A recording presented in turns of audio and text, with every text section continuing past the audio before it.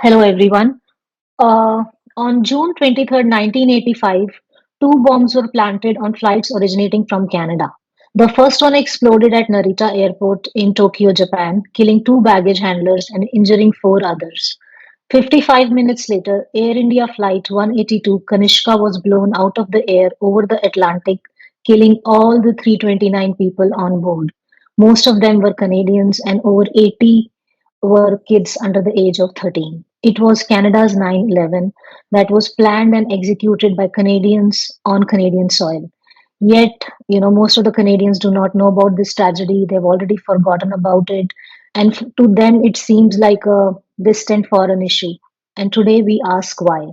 To help me understand the failures, the history, the ideology, and the long silence around this tragedy, I'm honored to welcome Terry Milewski. Terry is a veteran Canadian journalist and a former senior correspondent with CBC News, where he spent nearly 4 decades covering politics, national security, extremism, and the Khalistan movement. He was the face of CBC for so many years. He reported extensively on the Air India bombing and covered the trial himself. He's also the author of a very well researched book, Blood for Blood 50 Years of Global Khalistan Project. And also, he has written numerous white papers and numerous articles on this issue and around this issue. So, Terry, welcome. It's an absolute pleasure to have you here. How are you today? I'm fine. Thanks for the invitation. I'm looking forward to it. Absolutely. So, Terry, let's jump right in. But I want to start, from the day itself, like when it happened. So, for our viewers, can you walk us through like the whole story? Like, how did you get involved? What happened that day? What were the first reports that were coming out? How was the media covering it? So, if you can, let's start there. We'll begin at the beginning, I guess. The story began like every other journalist's story. The phone rang, and I was at my home here in Ottawa. I was based in Ottawa here at the time. Afterwards, I went elsewhere. But at the time, I was the junior guy who was on duty for the weekend in case something happened. And of course, you're always hoping that maybe something won't happen so that you can have a weekend. And the phone rang. Oh dear, okay, what's this? And plane went down somewhere near Ireland. Ireland? I mean, like, that's not my beat. Why are you calling me about a plane in Ireland? Well, uh, then they knew that enough to get me off the phone and into a taxi. Uh, but the details are extremely vague. They were still talking, it appeared, about a rescue operation. And you had to think, well, if a plane goes down, I mean, chances of a rescue are pretty thin, right? And in due course, it turned out that, yes, it was very thin indeed. Although the rescuers on the scene and the ships that were nearby and that came to the scene to try to help, the sailors on board testified at the inquiry about how it's, I suppose, a natural human impulse to save lives rather than to just say goodbye to them. Those sailors, still traumatized by their experience, did think that they were going to pull people out of the sea, and they rushed to the scene to get them out of the water before they froze. And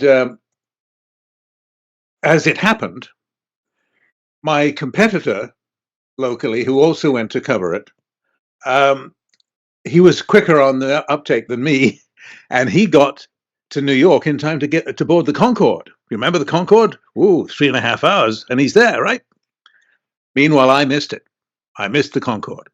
So I had to go the slow way to Shannon Airport on the west coast of Ireland and then drive all the way halfway across Ireland down south to Cork, where the bodies and the wreckage were being assembled.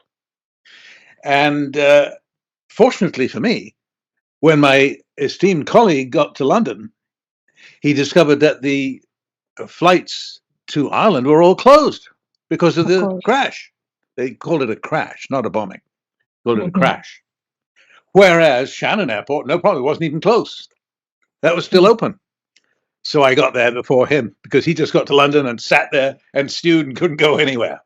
Yeah. And so we duly arrived with, in those days, television crews traveled with immense amounts of gear. We had 22 cases of gear, huge machines. It wasn't exactly reel to reel time, but it's heavy going. 2 cars we had to rent. And Okay. nobody in my crew You knew. had a team with you? How I had many a team people with me. drive? Yes, yeah, I had Okay. cameraman, soundman, editor, Okay.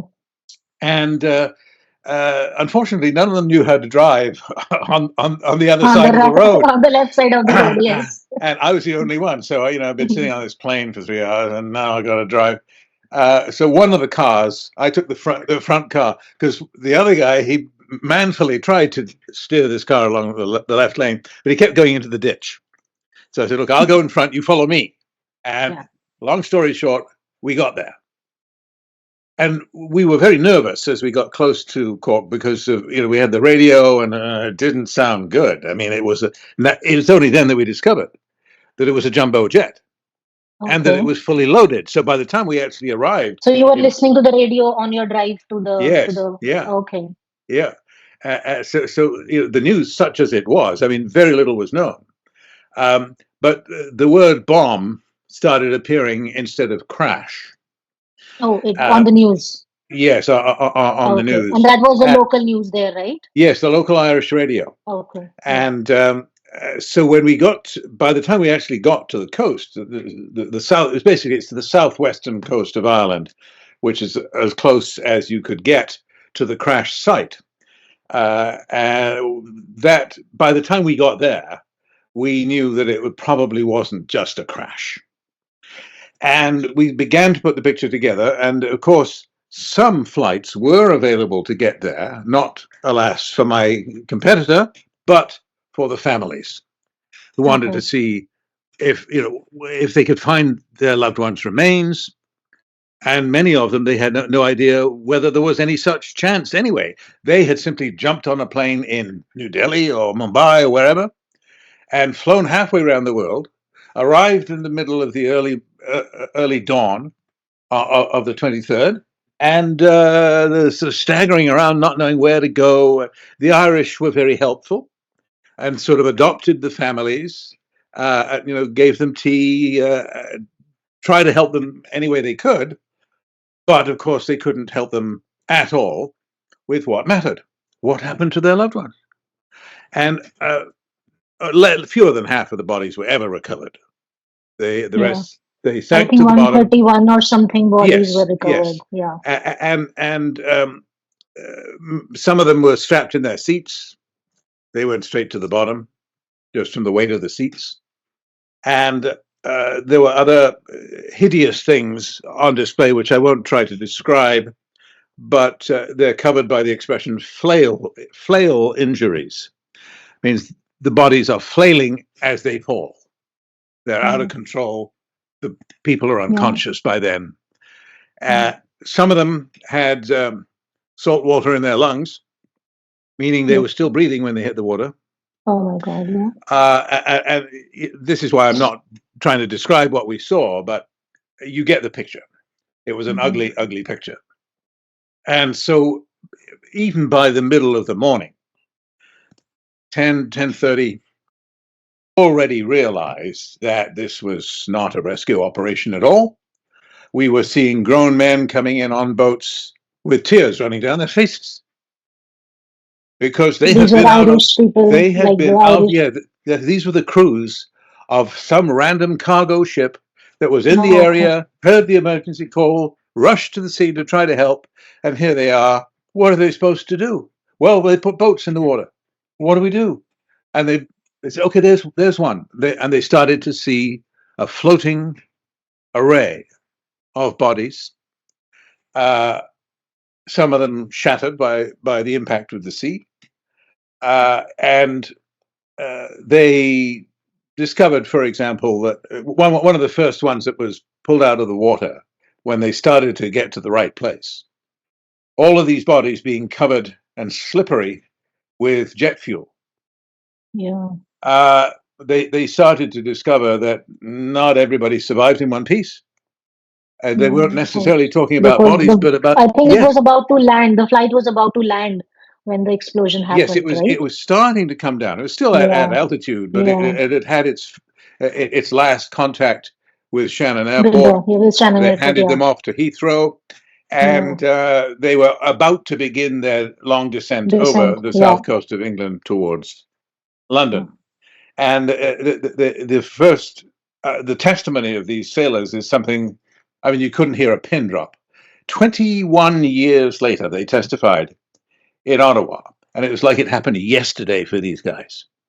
They Mm, described, like they're just average guys. They're not trained in emergency response or anything like that. They're just sailors who happen to be in the neighborhood. And the first mm, body that one of them pulled out of the water was only half a body. mm. And some of the other sailors were saying, "Look, it's not worth it. Just let it go and get another one." He wouldn't let it go. And another was evidently a Sikh gentleman, because Yeah, long I think story, there were yeah, about 40, 46 on the flight. One of the, the number I use is 33. It's not definitive. It depends. Some of mhm. them were Sikhs, Yeah, but weren't practicing Sikhs. The pilot, yeah, for example, was yes, by his Mr. Hans, the Captain Hans. yeah, He was of a Sikh heritage, but he didn't call himself a Sikh. yeah, He was secular. Um, so 33, anyway, 33, shall we say, religious or practicing Sikhs yeah, is an estimate. yeah, yeah, It may indeed have been more, but so there were some horrific scenes, and as I say, it's just not. You won't forget if I start to describe what we saw. You won't forget it, and you'll want to forget it. So yeah, as the day wore on, um, a couple of things struck me. First, we started to realize that this was just crazy to think of rescuing people when they fall from 30,000 feet. It's not going to be a rescue. Number one, and number two, we started to meet some of the arriving families, and I mention that because I mean you will imagine what kind of state they're in. As I said, having flown around the world, yeah, and to be in a state of desperation and grief absolutely. and horror. And what stays with me, and the reason I remember it very clearly, is because of the grace and decency of these families and the way they reacted to this disaster and politely stopped to give interviews. Here we're on the quay watching the boats coming in with stretchers and bodies and bits of bodies and drowned children. That's not a sight you want to see again. Right. And and um, and even in those circumstances, I found out, I think some of my colleagues did too, that some of these Indian families would be so kind to us, and so patient and polite as to take our questions and try to express how they felt and give assistance to the media. Yeah. It was almost, from our point of view, it's almost embarrassing. I mean, oh, well, we don't think this doesn't feel We right should that they're have being not, so yeah, nice to us. yeah, But this is how they were. And what one family in particular that I remember, they sort of started to explain the Hindu way of dying and the Hindu philosophy. yeah, Uh, and as I say, it was unforgettable. But I quickly understood why the sailors, many of them, had tears running down their faces. I mean, it was such a mhm, horrifying scene. yeah, And then, of course, to make it extra horrifying, there were the many families, the majority of families, who had nothing, not even a body, because there were so few that were recovered. And they mhm, had come all this way for what? And they hung around. As I say, the Irish were helpful and generous, took them into their homes, fed them. I remember in particular one story, a friend of mine, Sushil Gupta, whose mother, Ramwati, was on the plane and had gone down. He was 12 years old, arrived with his dad, pouring rain, lost his mother. I mean, absolutely ghastly morning for him and for his father. And they're in the street in Cork, in the city of Cork, in Ireland, trying to find a hotel or something for the night. yeah, And the rain comes down, an Irish rain. Oh God, they didn't want that. yeah, And coming the other way on the street were three locals from Cork who stopped when they saw them, realized what was going on, took off their coats, and handed them over. Here, Yeah. take mine. Statement. Yeah. And Sushil says he still has that coat. He's never Yeah. giving it up. He Yeah. never gave it up. So, I mean, I've described just really flashes, bits and pieces of the scene. Yeah. And as a story, from the point of view of a journalist, you want to know what the hell happened here. So How how could long this did the happen? rescue lasted? Well, How long was? it went in until nightfall that day. It went the entire day Okay. until they had to stop.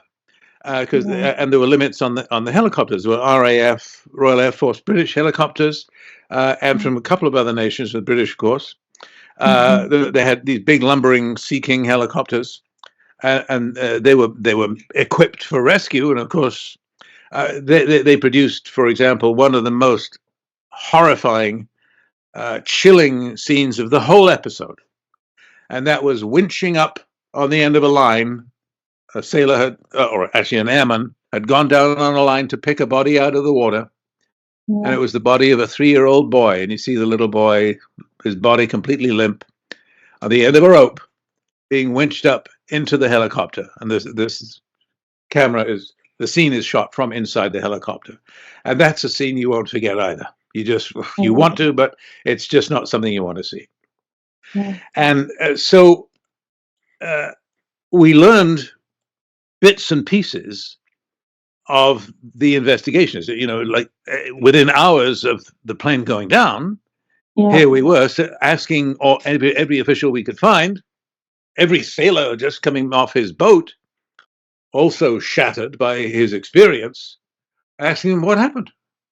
Yeah. But you said that And you started hearing the theory that it's a bomb, and where did that started, and like how that's where it when did it started. start to Yeah, concrete? yeah, Okay. you're one step ahead of me. Yeah, that's where it started. Was look, we saw bits and pieces. Here's a door floating over here, and part of a wing of the tail Mm. fin over there.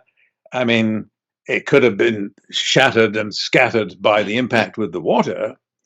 But another possible theory, obviously, was a bomb, simply because nobody knew why else a plane would fall out of the sky. Yeah. Because I mean, if there was engine trouble, well, you can coast for a while. It happens, Yeah. and they run out of fuel or whatever. Yeah, it happens. Um, but it was common sense, really, that we had to admit, especially the sailors, after they'd been out, on 5, 6 of these grim trips, fishing Mhm. bodies and parts of bodies out of the water. That Yeah. one, the Sikh gentleman, for example, they said, well, it must be a woman. Then they got close and they realized that they were being fooled by the long hair. Turban was Okay. Yeah. gone. The The hair was theory is floating all over the surface of the Atlantic. slippery ocean. And they had to Yeah. grab these bodies covered in jet fuel, and Yeah. You said yeah. So they extre- yeah. extremely slippery and horrible to try to grab it. Yeah. And so just common sense, I guess. By the end of the day, people realized, no. Number one, it wasn't a rescue, and number two, it wasn't a crash. It was a Mhm. bombing, Yeah. and there was a problem there. Mhm. Because like I wanted to go on the air and say, well, it looks like a bomb. Yes. I don't know much about aviation, and I'm no expert, but I'm just saying, look, we've been here, and we've talked to a lot of people, and we don't find too many people who think it's some sort of accident. This was deliberate, Yeah. and I didn't have much to go on to back up what I was saying. This is speculation, Yes. but it stuck, obviously, despite the fact. In fact, to some degree, I can remember feeling spurred on by this, despite the fact that officialdom was not ready to accept that it was a bomb, and the Canadians, who were late in coming, they actively resisted that theory The because Canadians, like the Canadian agencies. because of the problems with liability. They were Yeah. worried about liability. Yes. We don't want Yeah. Canada being blamed and having to pay, and that was their priority at that point. Interesting. Let's stop this speculation about a bomb. I said, well, I got to report that it's speculation. There was a little back and forth there, as there always is between reporters and officials, and the reporters want to push the envelope, and the officials want to keep it So tightly you started closed. reporting. So you started reporting from the port itself, Yes, Terry? I think there's something somewhere on the web. There's maybe in the CBC archives, some dark corner of the CBC Okay. archives. There is still a scene where I'm standing on the dock doing my Mhm. little report, and I may have seen it. Yeah. yeah, and you can remember if you see it, you'll see that I do Yeah. introduce the idea rather tentatively that well, they they haven't agreed on it, but it looks like a bomb. And in the days that followed, I'm afraid to say that the horror of it and the misery of it only increased. It didn't go away because there were no more bodies after they got the first 120 or whatever, 131. I think you were right. Yes, Um, 131. uh, the it just became more miserable as relatives who had been there now for 2 or 3 days. They're still jet lagged. They've come up with nothing. The rain is terrible, and they've got no hope. Their hope is Yeah. gone. Yeah. Some of them maintained illusions as long as they could. Yes. Another gentleman who came, a good friend of mine, a wonderful man named Dr. Chandrasekhar Sankuratri from Kakinada in Andhra Pradesh. Yes. Yes. He set up a charity after You did. years later, Yeah. and I'll tell you about that if you like later.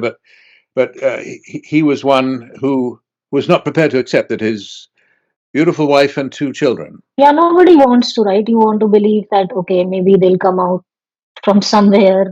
Yeah. Yeah, Nobody wants to believe yeah. it. It's like a, He I, thought that they were, they might be roaming the coast of Ireland.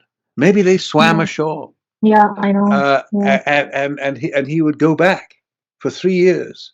He kept going back to have a look around in case, Yeah. you They know. were there. I mean, it's just like it just makes you cry again. Yeah. Uh, Absolutely. he tried and he tried and tried, and finally the day came when he said, "Okay, enough. Yeah. I'm why am I alive? What am I living for? I lost my family." Yeah. And Yeah. he went back to India to set up his charity eye clinic and then a school, and he's a famous man now because Yeah. of how he has, as much as possible, triumphed over tragedy. He's not living in the past. He's not looking for Yeah. revenge, and he's on with his life. But there were many others who had the same faint hope that they pursued to the end, thinking, because they would meet other Air India families walking the coastline on the same hopeless mission. Absolutely. More So, tears. yeah. So, Terry, I think you alluded to it also that, people were not kind of Canadian agencies, they were trying to avoid the liability. Is that why it took so long for this 9/11 of Canada to be fully absorbed as a Canadian tragedy? Well, it Like did. it's the, It had something to do with it, but I think there is.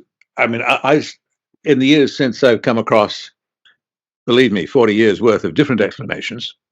yeah, Uh, One was definitely that there was, at the official level, a reluctance to accept that Canada was responsible. It was an Indian plane, yes. Most of the crew and most of the passengers were of Indian descent. Uh, and it crashed in the ocean off Ireland, but it was eventually, 21 years later, officially recognized as a Canadian tragedy because we were deeply involved in all the failures that led to it. Um, but your question is, why did it take so long? Why did this indifference endure? Because I mean, they could only maintain the idea that it wasn't a bomb for so long. I mean, yeah, when you start looking at the pieces and you see the shrapnel embedded in the door of the plane, yeah, you can no longer pretend. So there is that aspect of it, but that went out of focus after, I would say, no more than 3 weeks or a month. We stopped talking about that excuse because the government obviously couldn't maintain that mm, and didn't really try very hard to yeah, try to pretend that it wasn't a bomb and Canada didn't let a bomb on the plane. yeah, They kind of gave up that, but the indifference endured anyway. I think partly because it was far away. For most Canadians, they don't fly Air India routinely. mm, They didn't really. care about somebody else's plane that went down in somebody else's ocean far away off the coast of Ireland.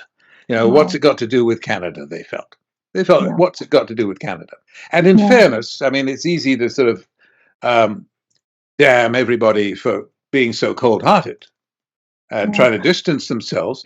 But fair enough, it was far away, and uh, there was very little to see. The Yeah. television age was already with us in 1985. Yes. And other than the few glimpses I've described, the video of the little boy being winched aboard the helicopter and Yeah. other things. I mean, the bodies they wouldn't show on TV. Yeah. But Yeah.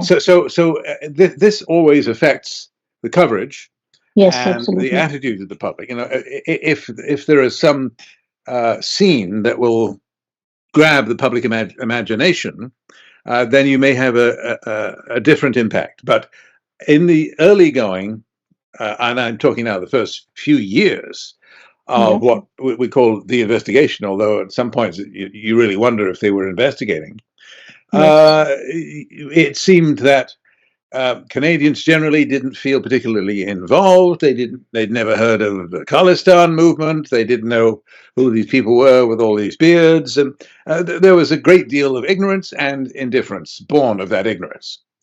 Okay. And it didn't really start to go away until the year 2000 came around, Yeah. Terry, much later. before we get to 2000, I want to spend a little bit time to understand like what was the environment here in Canada in early 1980s, what was the political climate like when this bombing happened? What were, diaspora organizations doing? What was happening in North America like before the bombing, like in the June of, let's say, 1984? There's a famous clip of Bagri where he's on the stage. So what was that all about? Who was Well, invited to that yeah. convention? Who else was there? What were the Canadian authorities? Who were they watching at that time? They Well, knew that Babbar Khalsa is also yeah. active here, right? So just let's spend some time on like those and what were the early warnings that they, conveniently ignored. Well, I'm tempted to say, how long have you got? Because we'll be here for 2 days just on that question. But I'll give you a bit, and if you want me to expand, I'll do so.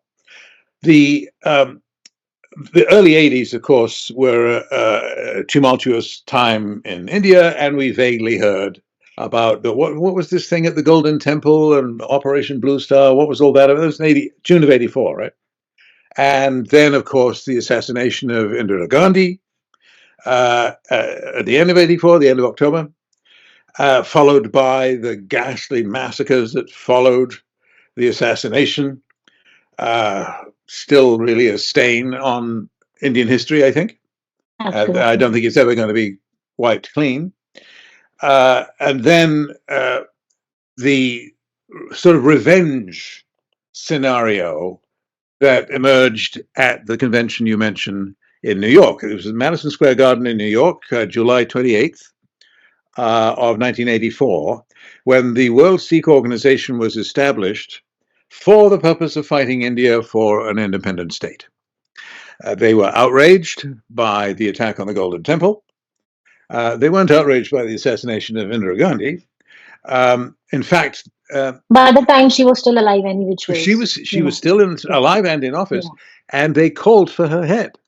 They were yeah, chanting at the convention, "Indira bitch, death to her." yeah, yes, Hindu dogs, death to them. They were furious. And of course, they got what they wanted in the case of Mrs. Gandhi. Uh, uh, so the Operation Blue Star and the Golden Temple, that was beginning of June. And then the assassination was the end of October, and followed by what used to be called the Delhi riots. And of course, it wasn't just Delhi, and it wasn't just riots. It was worse than that, much worse. yes. Anyway, did Canadians know or care about all of this? I would say, in the main, no. Because it just wasn't their problem. It was a foreign problem. And it was unfolding far away.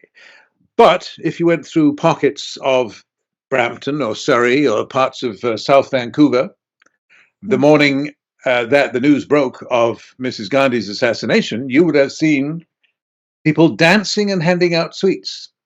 Yeah. So Riyadh was also there, Khalistanis, right? right, In one right of the there. Yep, yeah, protests. they were Yeah. Yeah. dancing and handing out sweets.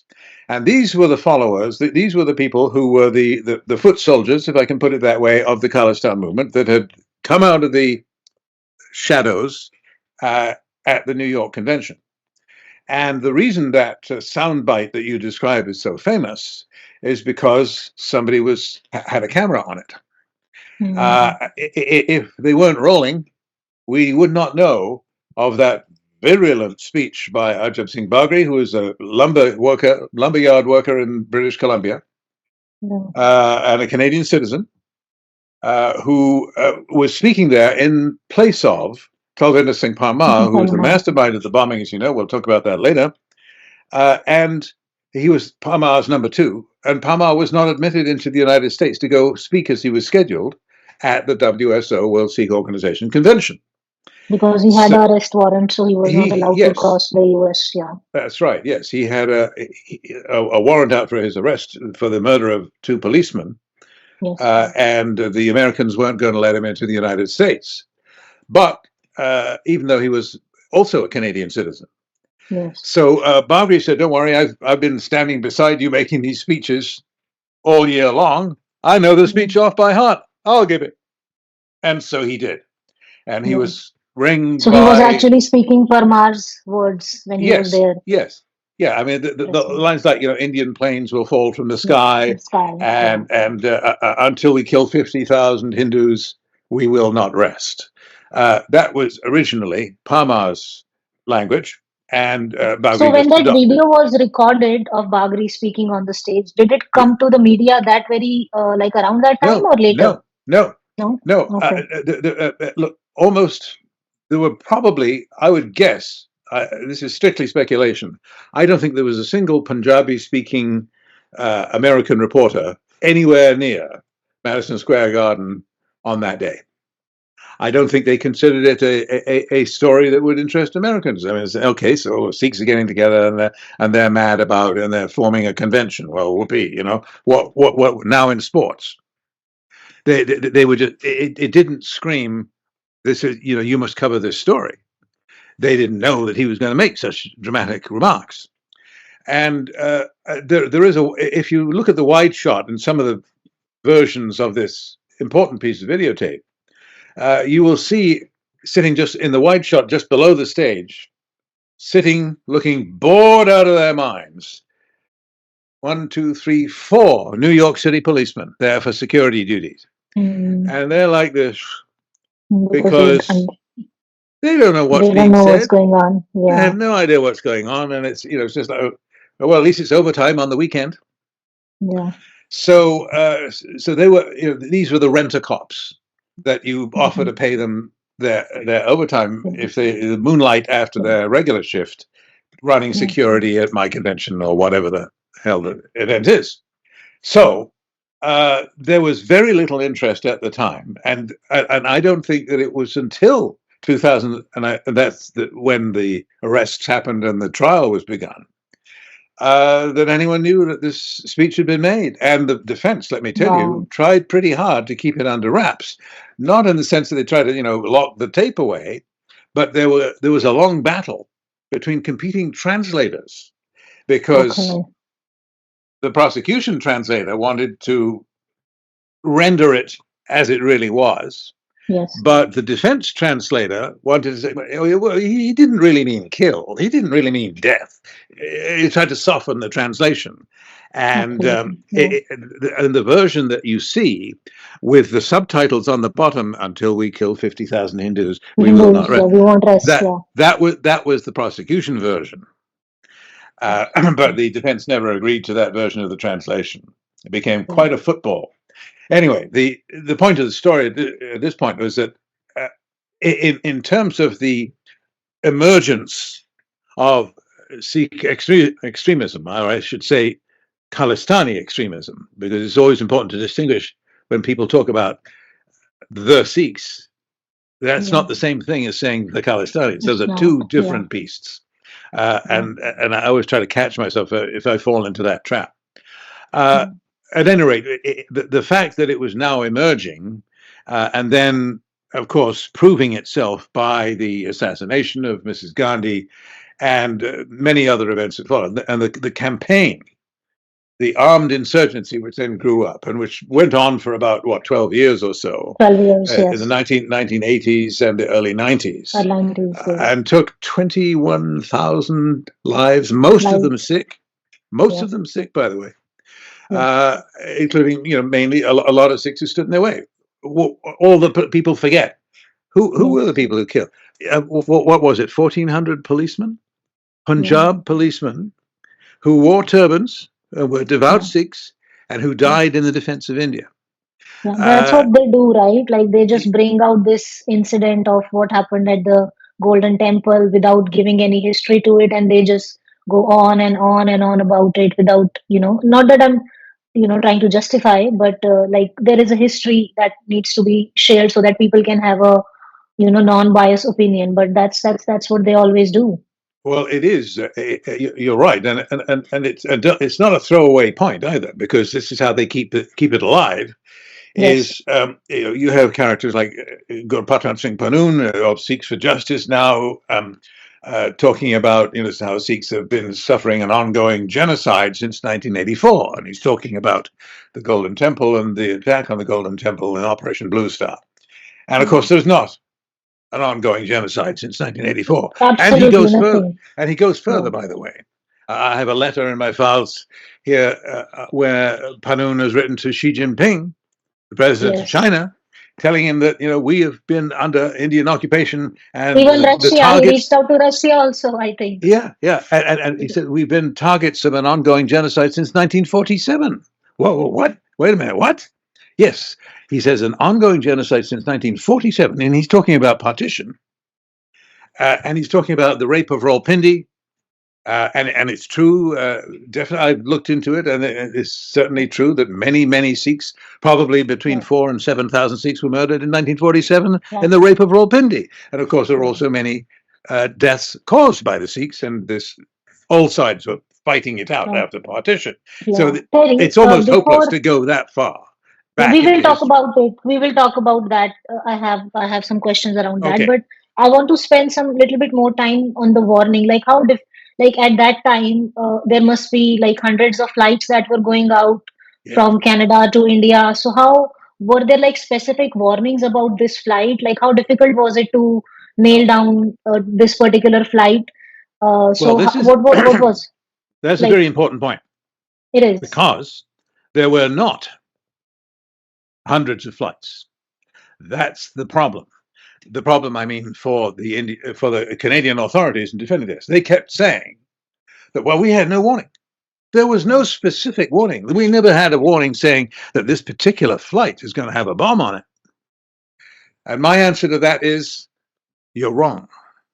Why? Because that was the only flight Air India had once a week.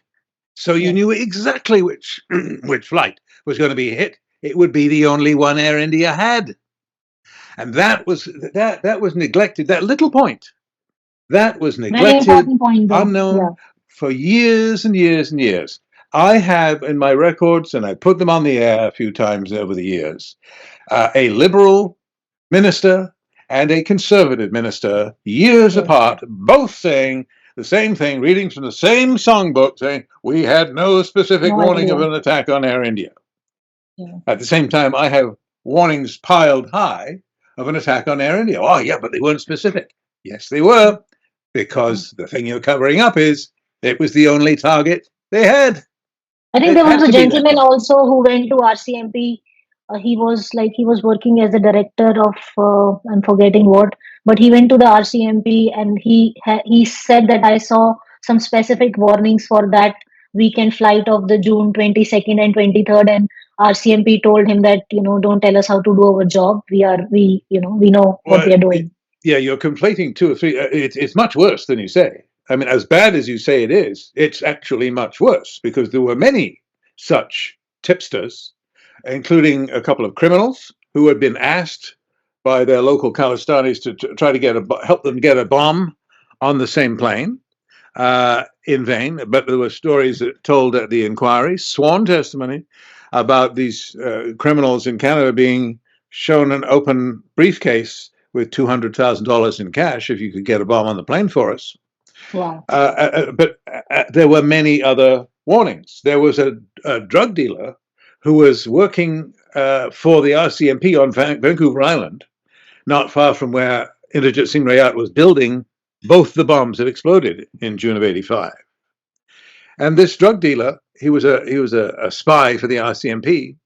He heard them planning a bombing a week before it actually happened, and he said that he was wearing a wire for the RCMP, for the Canadian Oh. police, So they could also hear. he gave them a recording of the Khalistanis on Vancouver Island plotting to put a bomb on the plane, which in fact they did a week later.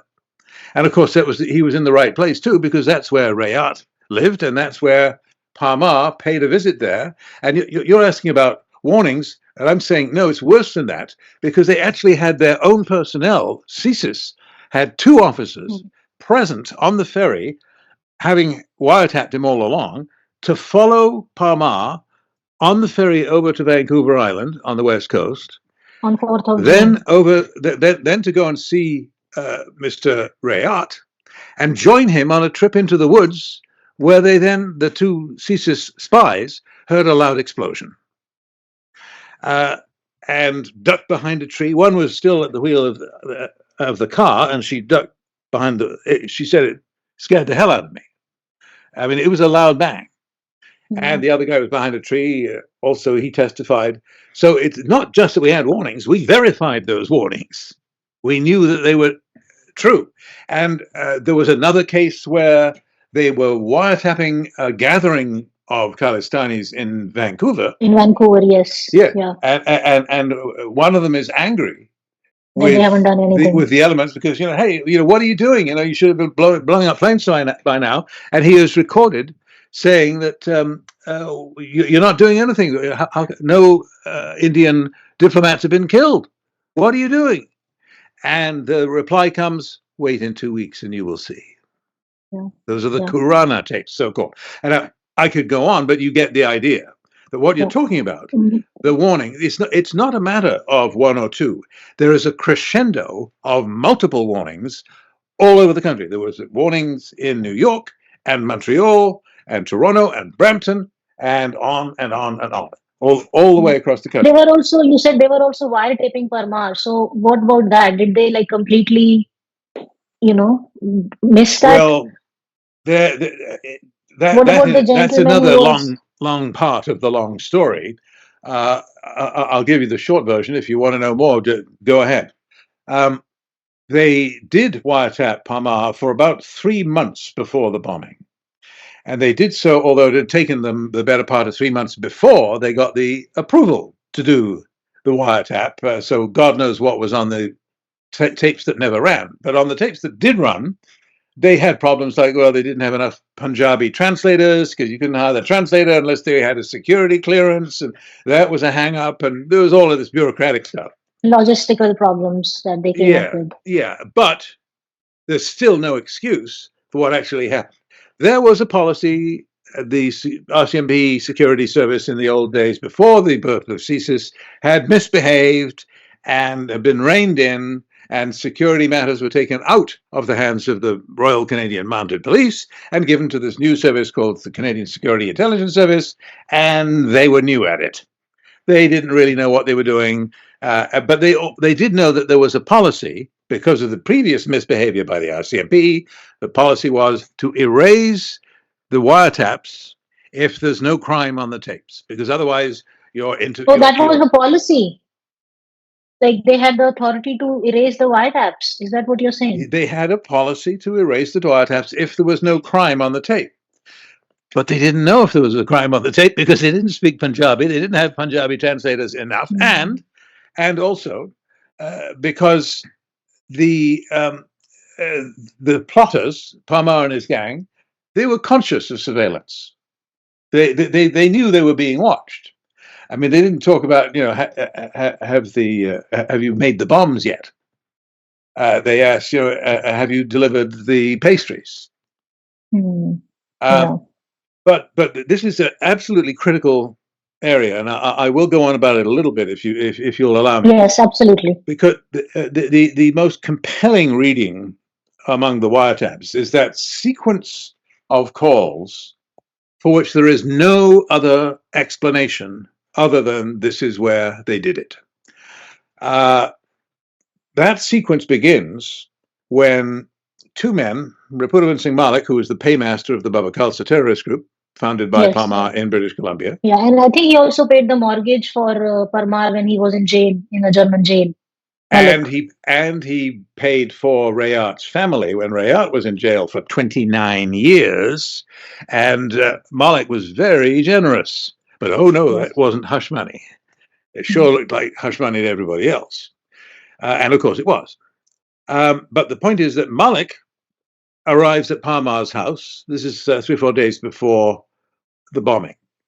And then another car pulls up with another member of the Baba Khalsa named Hardyal Singh Johal. And they go in to meet with Parmar. Maybe there's somebody in there already.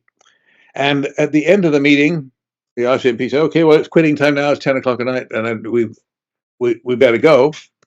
They didn't capture the end of the meeting, but the next day, the same Hardyal Singh Johal gets a phone call from Parmar saying, "Well, did you get it done?" And you can kind of hear Johal sort of, "Well, no, I didn't do it yet. Not yet. I haven't got around to it."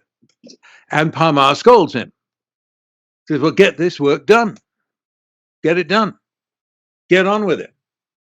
And so a few minutes, so that's all recorded by CSIS. They hear that whole conversation. Now, they don't say this is the tickets for the bomb, but bear with me. So then what happens is a few minutes after hanging up on Parmar, a phone call comes in to Canadian Pacific Airlines, booking the flights. The one that went to Heathrow, and the one that went to Narita Airport in Japan, and on to Mumbai. And the content of the call we know because those tickets were booked, and the booking agent at Canadian Pacific Airlines remembered it. And so she was available to testify, and the record of the booking and the timing of the call was all solid and recorded.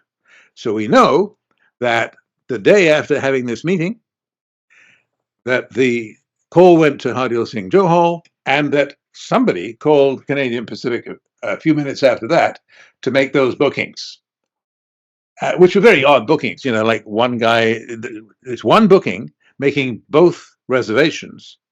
For one guy going this way around the world and the other going the other way. It's not something that happens every day.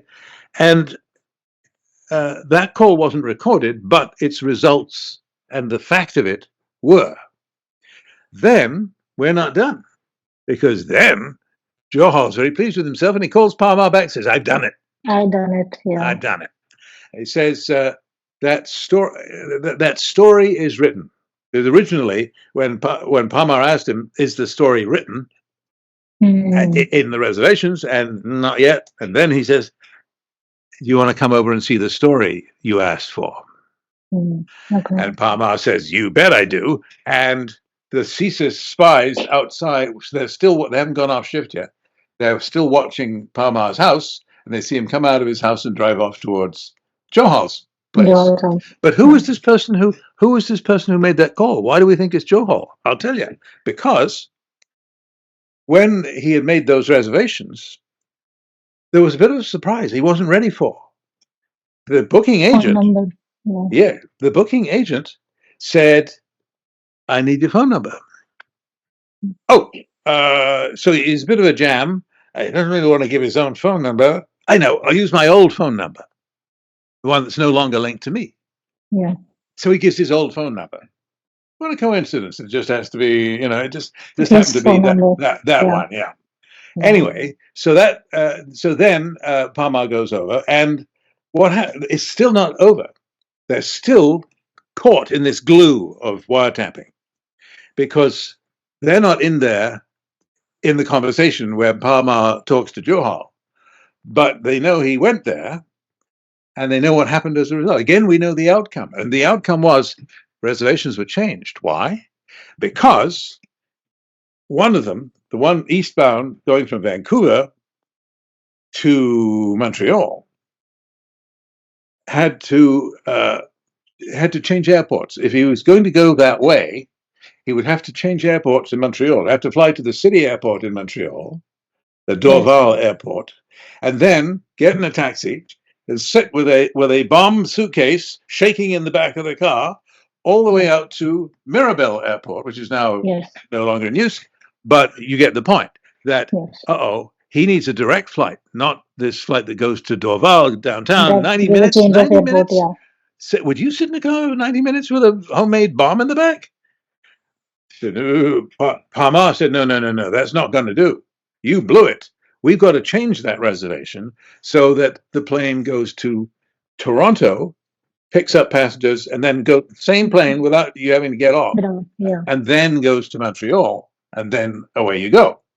So that change of booking is relevant, and because it succeeded, that's why the plane blew up because it should have been caught, but the bag was either not scanned or the scanner didn't work, or all of that isn't really exactly nailed down. But we do know who booked those reservations Yeah. because we know that the bombs that blew up were indeed Rayart's bombs because they were made In with his garage. components in his garage, kind of, yes. They were made with components which were all found in his garage. And they were very odd components. I mean, this was an amateur homemade backyard bomb. Yeah. And it contained things like, well, if you actually knew anything about bombs, you'd know that you didn't really need a can of liquid fire, which is sort of for starting a barbecue. That would have no effect on making the bomb better or worse or whatever. And guess where they found another can of liquid fire? It was in his workshop, Rayart's workshop on Vancouver Island. What about the 2 micronta clocks that were used to keep the bombs ticking as they traveled around the world? The special kinds of lantern batteries, 12-volt batteries made by Eveready. And guess who bought those hours before check-in? That was Rayart. In Vancouver that morning, although he was supposed to be on Vancouver Island, he was in Vancouver that morning at another branch of his employer, Auto Marine, which is a mechanical shop. And he remembered, this is a touching detail you will enjoy. He remembered to use his employee discount when he bought those batteries. Oh, nice, huh? So he had his eye on the ball, Rayart did. So all of that's recorded. That's there's a receipt. He has other components that were like the Sanyo tuner that it was housed in that had he bought it with on his credit card. He's not exactly a brilliant criminal, a criminal genius, not Rayart, no. But all of these pieces were picked out of the debris in the walls and the ceiling of the baggage hall at Narita Airport in Japan, where the other bomb blew up. And it's because of that that they nailed them. Because the forensic work by the Japanese police was very precise and very complete. They got, 1,600 little pieces of debris and shrapnel, and they matched them individually to what this must have come from the green tape that was used to bundle all the dynamite together. Because and guess what? The same green tape is in Rayart's workshop as well as the other components. And it's only the batteries. When were we able to connect these 2 bombings? Like, was it thanks to the Japanese investigation we were able to connect? Well, it was a good assumption initially. It was a good assumption because I mean it was almost simultaneous, and when you trace the roots back, they both came from Vancouver, so it's looking pretty obvious, but it wasn't really nailed down, and the answers weren't public until 1991. When Mr. Justice Raymond Paris, like the French city, had Rayart before him on trial for manslaughter of the 2 Japanese baggage handlers. And so the testimonies at that trial, in which Justice Paris went painstakingly through all of these 1,600 little bits of debris, tiny little things, and matched them with the components all coming from Rayat's garage. That meant that was the first moment that people realized, oh, they've really got him on this. We know for certain that that bomb that went off there was made there by this guy Rayat. Yeah. And then after that, uh, it seems significant to me anyway, they didn't have any evidence for the Flight 182 bomb that went off on everything went to the bottom of the sea. Yes, yes, So yeah. thank you, Japanese police, for putting all of that together, without which we wouldn't, because that fact, pulling the whole plot together as being one reservation for two people going Two different people. ways, that was vital to the prosecution. And the outcome, of course, is extremely disappointing, but that particular part of it is one law enforcement success. There weren't many, but it's a real success. There's no doubt about it. Yeah. So So Canadian agencies, they were cooperating with the Japanese investigators. yeah, and the Okay. Japanese investigators came Well, to testify in British Columbia. So they gave it their best shot, and they got results. And Rayat went to prison. Bang! Right there, they had him. They had him. yeah. No I doubt think they about it. got him from UK, right? He was extradited from UK. Yes, he was only in the UK because he was trying to escape. What happened Mm. was that he had when he left India in the early 70s, he had got a job in Britain, and then after some time, he migrated to British Columbia. But then, after the bombing, he realized that he was in trouble. He realized Mm. that the police were onto him, and there's a fascinating another wiretap, not very well known. There's fascinating wiretap in the files on a different case where it emerges that Mrs. Rayat is on the phone to a friend in England. We're in trouble. We got to get out of here. Oh, okay. She Interesting. knows what's going on. And so they flee Canada and they go back to England again. So Mm. that if the Okay. police want to get him now they're going to have to they're going to have to extradite him. Mm. So which takes time.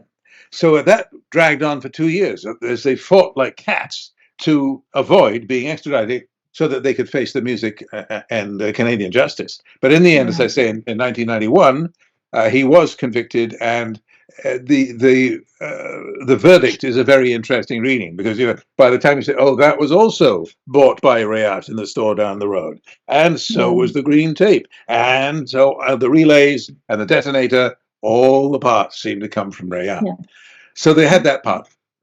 Yeah. Is it also true, Terry, that even the Indian government was trying to extradite Parmar and they were not successful? Had that been done, maybe we wouldn't be having this podcast today. It's And better than maybe, because without Parmar, there would have been no bombing.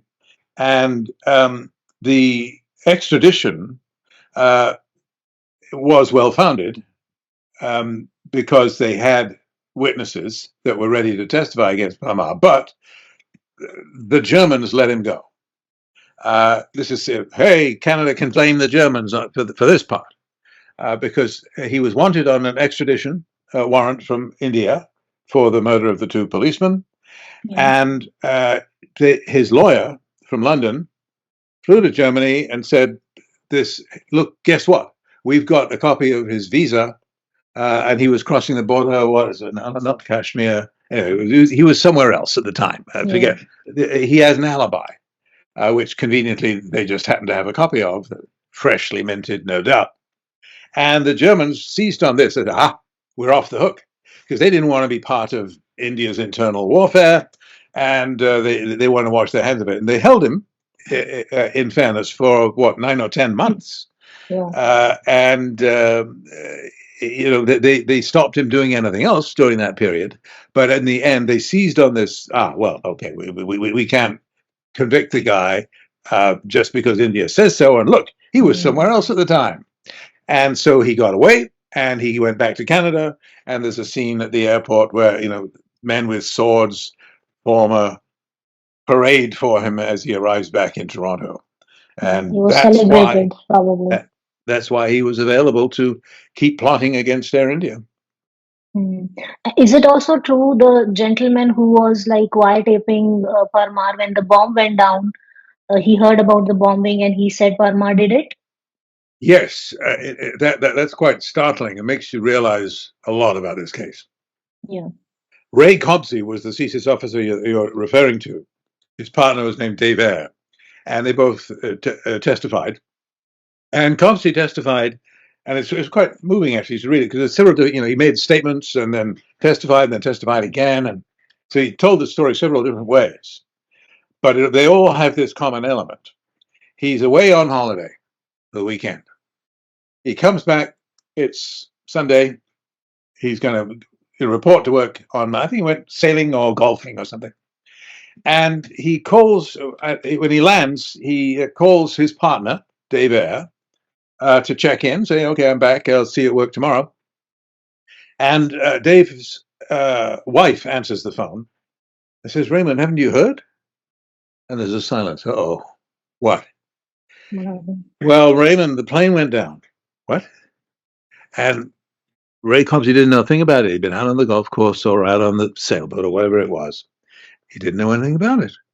And then that instant, he testified, as soon as she said, uh-oh, as soon as she said the plane went down, he didn't have to ask. He said, at that very moment, I knew Parmar did it. Parmar did it. That's the line that got you. And of course, he was correct. If you had followed this guy around and watched him going from Gurudwara to Gurudwara, saying that Indian planes will fall from the sky, yeah, that would be the guy that you would suspect, don't you think? So Yeah. it's So another one of the small tragedies. Yes, is it like, was it like a suicide bomb, or like the people who, like whose name was there on the ticket, they actually boarded the flight, or only the definitely not. suitcases? No, it's another, of course, important piece of evidence, isn't it? It's, these people, they pay $3,000 for these tickets, Cash. but they don't use them. Here's what happened: the first guy shows up, uh, clean shaven for the occasion, I guess, uh, clean shaven at the check-in desk, and says, "Can you check my bag through all the way, uh, so that we don't take it off in Toronto and put it back on?" No, I can't do that because you don't have a confirmed reservation. Confirmed ticket. Yeah. Oh, there's an argument, and the guy says, "Look, I paid business class. Come on, give me a break here." And my brother says that he got a confirmed reservation. I'll go get him out. And the check-in clerk looks, look, I've got a line up here. People are starting to get tired of waiting because of you. And so, okay, I'll check it in all the way. So you won't have to pick it up and carry it. And so that's bad, but it's horrifying. But one of the important reasons why we know who made the bomb and who planted the bomb is because the two men who were booked as carrying those tickets, neither of them showed up to take his seat. Both of them showed up to check in a bag. And left. Then they disappear, and their seats are empty. And strange, nobody claimed the money back on the ticket that they didn't use. Yeah, but they And did not take out the bags also when they saw that nobody's boarding, because because when you check in, then they know that okay, this person is at the airport. So like, why did that happen? What's the possible in explanation? those days, they didn't think about that stuff. It's a long time ago, and Yeah. in those days, they weren't. They thought about hijacking. There was hijacking that happened, flights to Cuba, that kind of thing. But there wasn't too many cases of airplanes being blown out of the sky by bombs. And you have to be, a little bit fair to the people investigating this. This wasn't on their radar, the idea that people were, because after all, who's going to carry a bomb on a plane? That's a suicide mission. That's Yeah. the first question you asked, right? That Yes. was this a suicide mission? Well, Suicide. no, it Yeah. wasn't, because they managed to check in and then disappear. So, but that tells us, doesn't it? Who it doesn't tell us their real names, but it tells us that the bombs which blew up came from the people who were holding those tickets for those seats that were left empty. So we Okay. know so we know a little bit more then about what happened. Yeah. Before we talk a little bit more about the investigation and the trial, I just want to spend a few minutes on like Babbar Khalsa, for example. Parmar was the leader of that organization, and even International Sikh Youth Federation. What did Canadian authorities and agencies know about it or knew about it back then? I think, They, and what did they do about it? You know. well, they knew quite a lot, is the answer to the first question, thanks to the Indian intelligence services who shared a lot of information because India was trying to get these guys extradited, trying to keep tabs on them. They knew that they were going to attack, cause trouble, and so they fed as much information as they could to the Canadians. And the answer to the second question, what do they do about it, is precious little except watch. They used that intelligence, the Canadians, I mean, they used that intelligence to get an authorization to wiretap and to watch Parmar's home in addition. I mean, they were not only wiretapping his phone, they were also sitting outside in a van Mm. watching who came and went. But watching and doing isn't the same thing. I'm talking about CSIS officers. They're not policemen. They don't go and arrest people, and they're damned if they're going to tell what they have to the RCMP because then they'll take the credit for the arrest. I mean, this is Wow. real life Unbelievable. interagency rivalry, and they didn't want to endanger their sources by revealing the names of those sources to the other agencies. Because they'd be responsible if their sources got whacked, if they were killed, Yeah. if they were discovered because I leaked it. Then that'd be a terrible thing. So that's all happening in the background. But Canada certainly had, and this is the reason I intervened when earlier when you were asking me about uh, a warning. That's why Yeah. I made sure to make it clear that there were multiple warnings from multiple sources, but it didn't seem to have much effect. I mean, if Yeah. anything, have meant that you couldn't carry a bag on the plane with a bomb in it.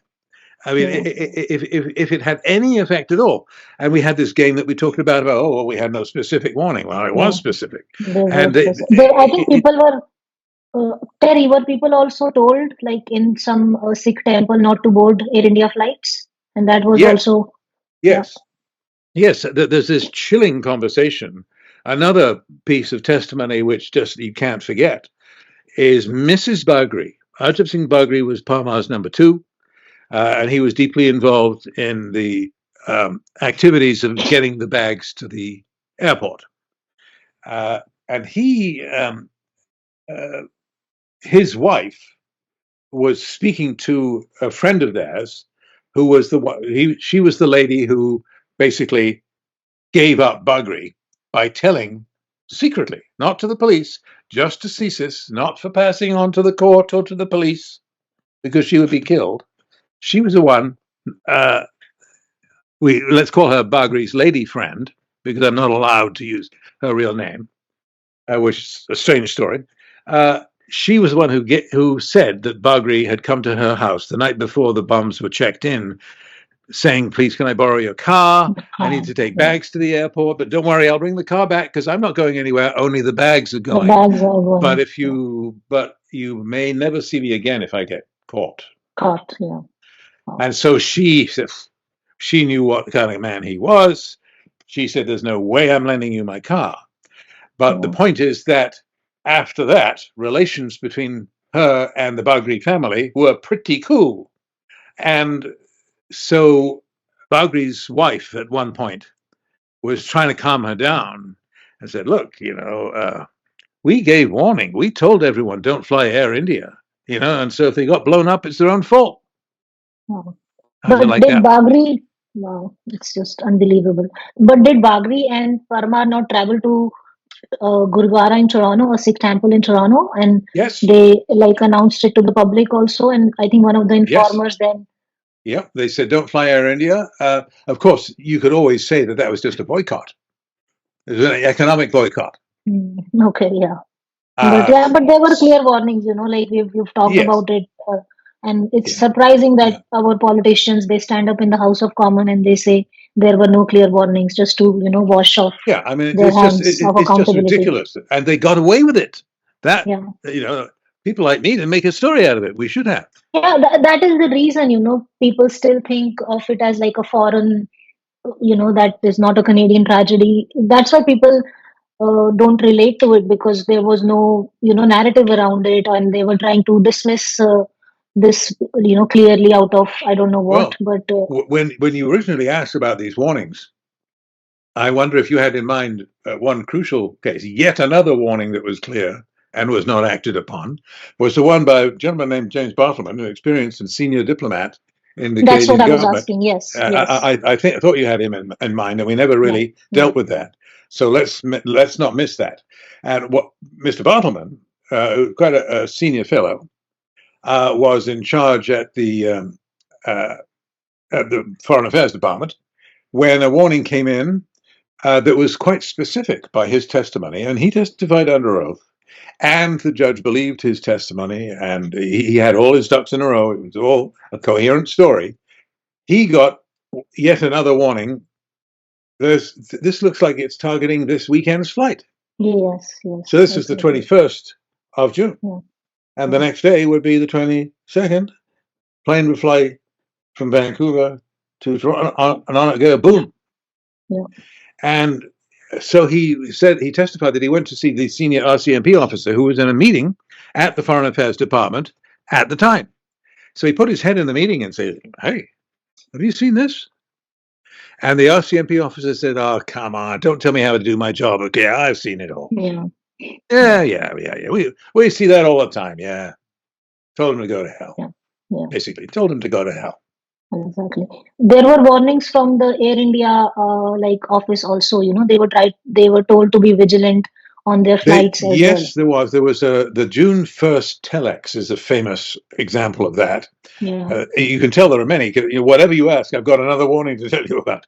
The June 1st telex is famous because it came from Air India headquarters in India, and it made it very clear that Indian intelligence had received good information that Khalistani terrorists were going to try the technique of getting bombs onto planes in the checked baggage or hand baggage. look, Yeah, so that we have to have. I mean, this is line one, paragraph one of the urgent telex that went to all Air India stations, and in particular to Toronto, where Air India was going to soon take off. And it said that we had to have meticulous baggage security as a result of these warnings. And the RCMP said, "Oh God," that their officer testified, we saw this stuff all the time. And the other officer testified that, well, we were told, look, it's just Air India trying to get more free security. They're doing this all the time. Typical. so They're always asking irresponsible. for special Yeah, treatment. They always want special treatment, and nothing ever happens. And they put it on the shelf. Then, years later, when the inquiry came along, they said, oh, we gave that to CSIS. Blame CSIS that nothing was done. And it turned out that they lied. They did not give it to CSIS. So, on the first non-judicial inquiry, as a mini inquiry by Bob Rae, former Premier of Ontario, he reported what they said, that they had given this warning to CSIS, and CSIS said, we're not going to have that. And they shut it down. yeah. So it was happening. It just sounds like it was happening every day, So and we yeah, don't even know all of these warnings. I'm just telling you yeah, the ones we know about, and I could keep you here all yes. day with these. Yeah, yeah. So I think it's fair to say, Terry, that there were clear warnings. We could have totally avoided this tragedy, Yes. Oh but yes. nobody was ready to, pay any attention or take them seriously, and they let this happen in a way or another. In a way, they did, and the only caution I would have is that I've done my share of stories about the negligence and Yeah, incompetence and worse of the various agencies involved, but we do have to give some credit to the bombers. Don't forget that they were dedicated criminals who were determined to pull this off no matter what, and who risked everything in order to do what they did. They could have been marched off, they could have been busted at any point in this and taken away. But they persevered, they got the job done.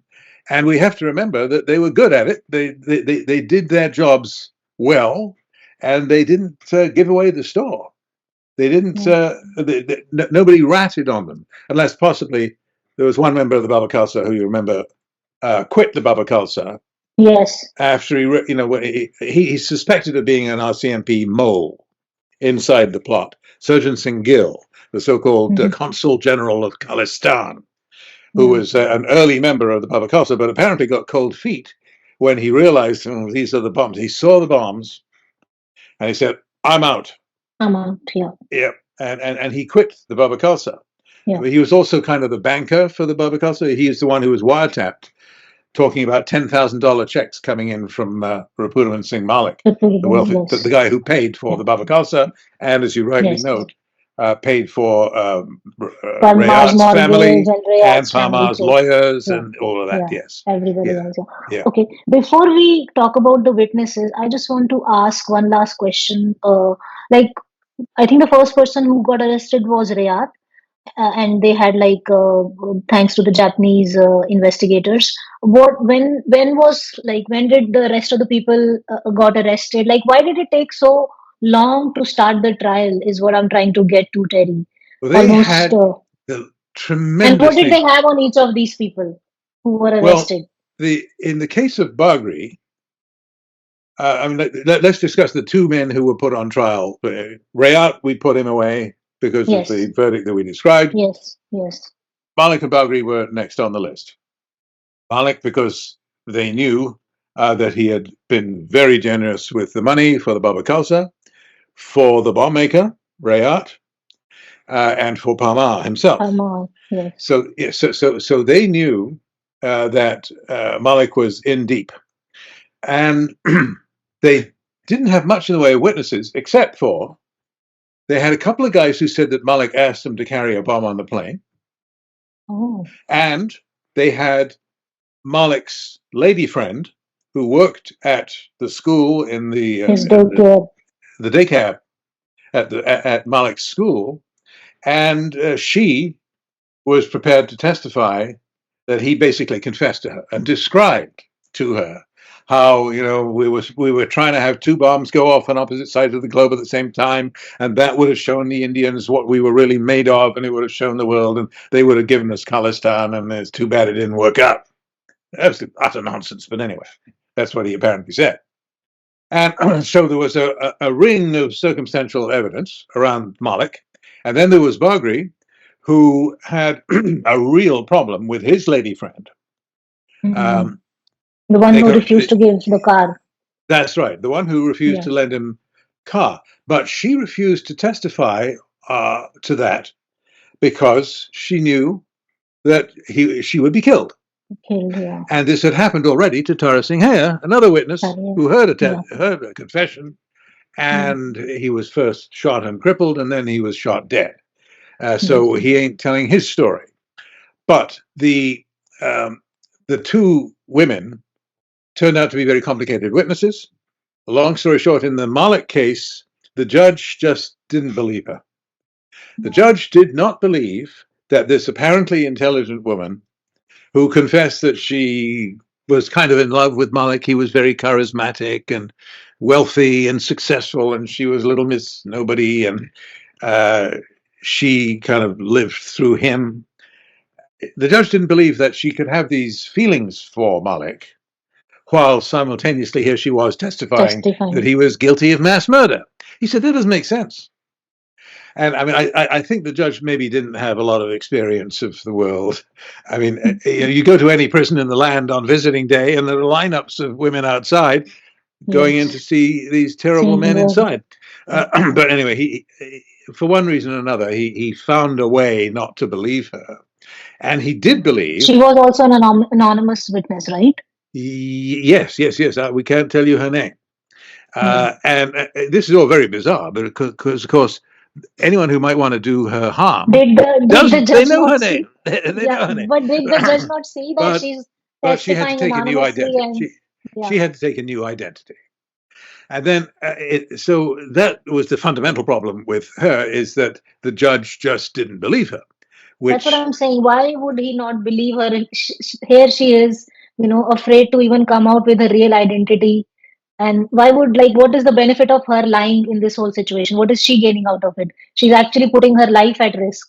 well, you're right. And that's the right question to ask, is why on earth would she do this in order to ruin her life? Yeah. She's now made herself vulnerable to assassination, to silence her. And she lost her job. She's lost everything. She never saw her kids graduate from college. She disappeared into witness protection. She, it's a tragic, tragic story, Mm. and it's, to my mind, it's inexplicable. And I can tell you, there were many of the women among the victims' families who were at the trial, attended some of them every day of the trial, and still can't really believe what happened in that case. Then there was the Bagri case, which is a most amazing legal tangle. But Yeah. I'll try to simplify this because it just you go round and round in circles. Short version: Bagri's lady friend told CSIS, not the police, about Bagri coming to borrow her car to take something to the bags to the airport that were mysteriously going to travel somewhere on their own, and he was going to bring the car Yeah. back. Yeah. And she said, "But please, I don't want to testify because he'll kill me." Mm. So they said, "Okay, we'll protect your identity, um, but we got your statements here." Mm. So during the long period after she revealed this, and this was quite early on in what 87, 86, 87, when she first revealed this to the CSIS officer named Willie Laurie. He was very good, very capable officer. He arrived with Indian sweets, and he didn't bully her and say, "I'm with the police and I want you to talk." He said, "Have another," uh, and um, he was kind and said, "Don't worry, this is never going to get to the police. I'm just reporting to the government what I think about this, and you won't have to testify. They'll never know you talked." Mm. And then he said that within the space of a minute, as this burden of knowledge was lifted from her, she was on the floor weeping, Mm. and it all came out. Yeah. And so obviously, and it fit with all the other evidence because Yeah. we had, guess what? We just spoke about Surgeon St. Gill, who quit the Baba Khalsa after he saw Yeah. the bombs. So he was supposed to take the bags to the airport, but now he's quit. What are we going to Yeah. do? Quick, we need a car. And so Yeah. that's why They Bagri reached is at out to her her. door Yeah. trying to borrow hers. It all fits Yeah. together. Yeah. It would be a miracle if they'd all fit together and they weren't true. Yeah. So what happened was the legal tangle, the inexplicable, and you have to focus carefully on this because I have to do it when I'm telling this story. People don't Yeah. believe me, but you have to Yeah. believe me. What happened was the judge said this, that we can't use her testimony because even though she made sworn statements saying that she did say this and it was all true, what she told Yeah. Willie Laurie, Yeah. she refused to say it on the witness stand because she'd be killed. Therefore, and this is where you really get lost, therefore, the defense is being screwed. The Wow. defense is going to be put at a disadvantage because, try to follow this, it's so magical. The defense will be at a disadvantage because they won't be able to cross examine her on the story she refused to tell. And he's got to have the right of cross examination, right? And so you sit Yes. back and you think, so he's at a disadvantage because he threatened her life. Yeah. So he's going to get off because he's been deprived, poor thing. Yeah. He and his gun have been deprived of the opportunity to cross-examine the witness because she won't talk. Unbelievable. Did she also not talk about a meeting, Terry? Not like that Bagri had with someone after the bombing, and he said that, oh, don't, why is I think FBI was questioning or somebody, And he said Yes, that, yes, she testified about right. many meetings because And she somebody had a else place. also At, yeah, said about the same meeting, right? yeah. There were many meetings were As an discussed, informer, yes, yeah. and she was kind of the default meeting place.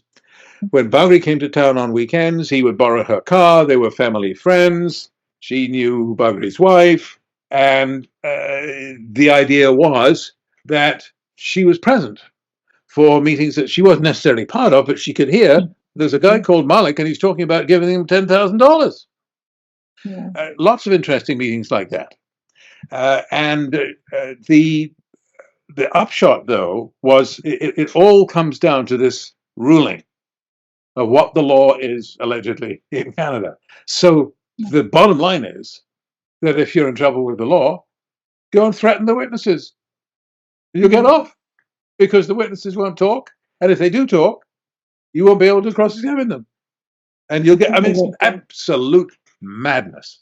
Absolute Yeah. madness.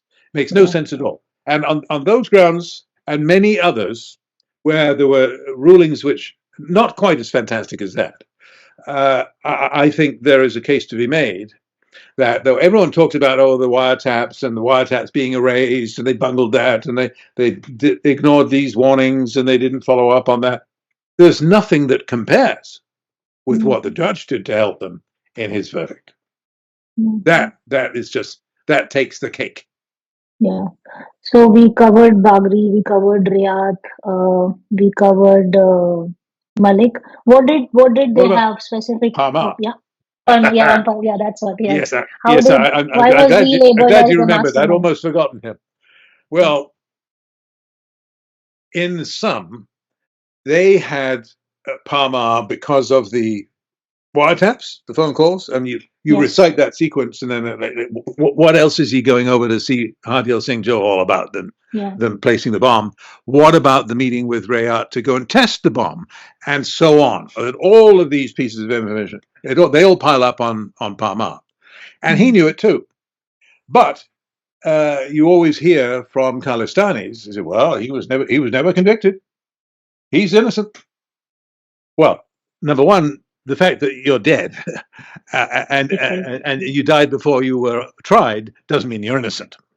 Yeah. Obviously, that's just baloney. But they they did have a solid case that Parma was the leader of the plot, but he knew they knew.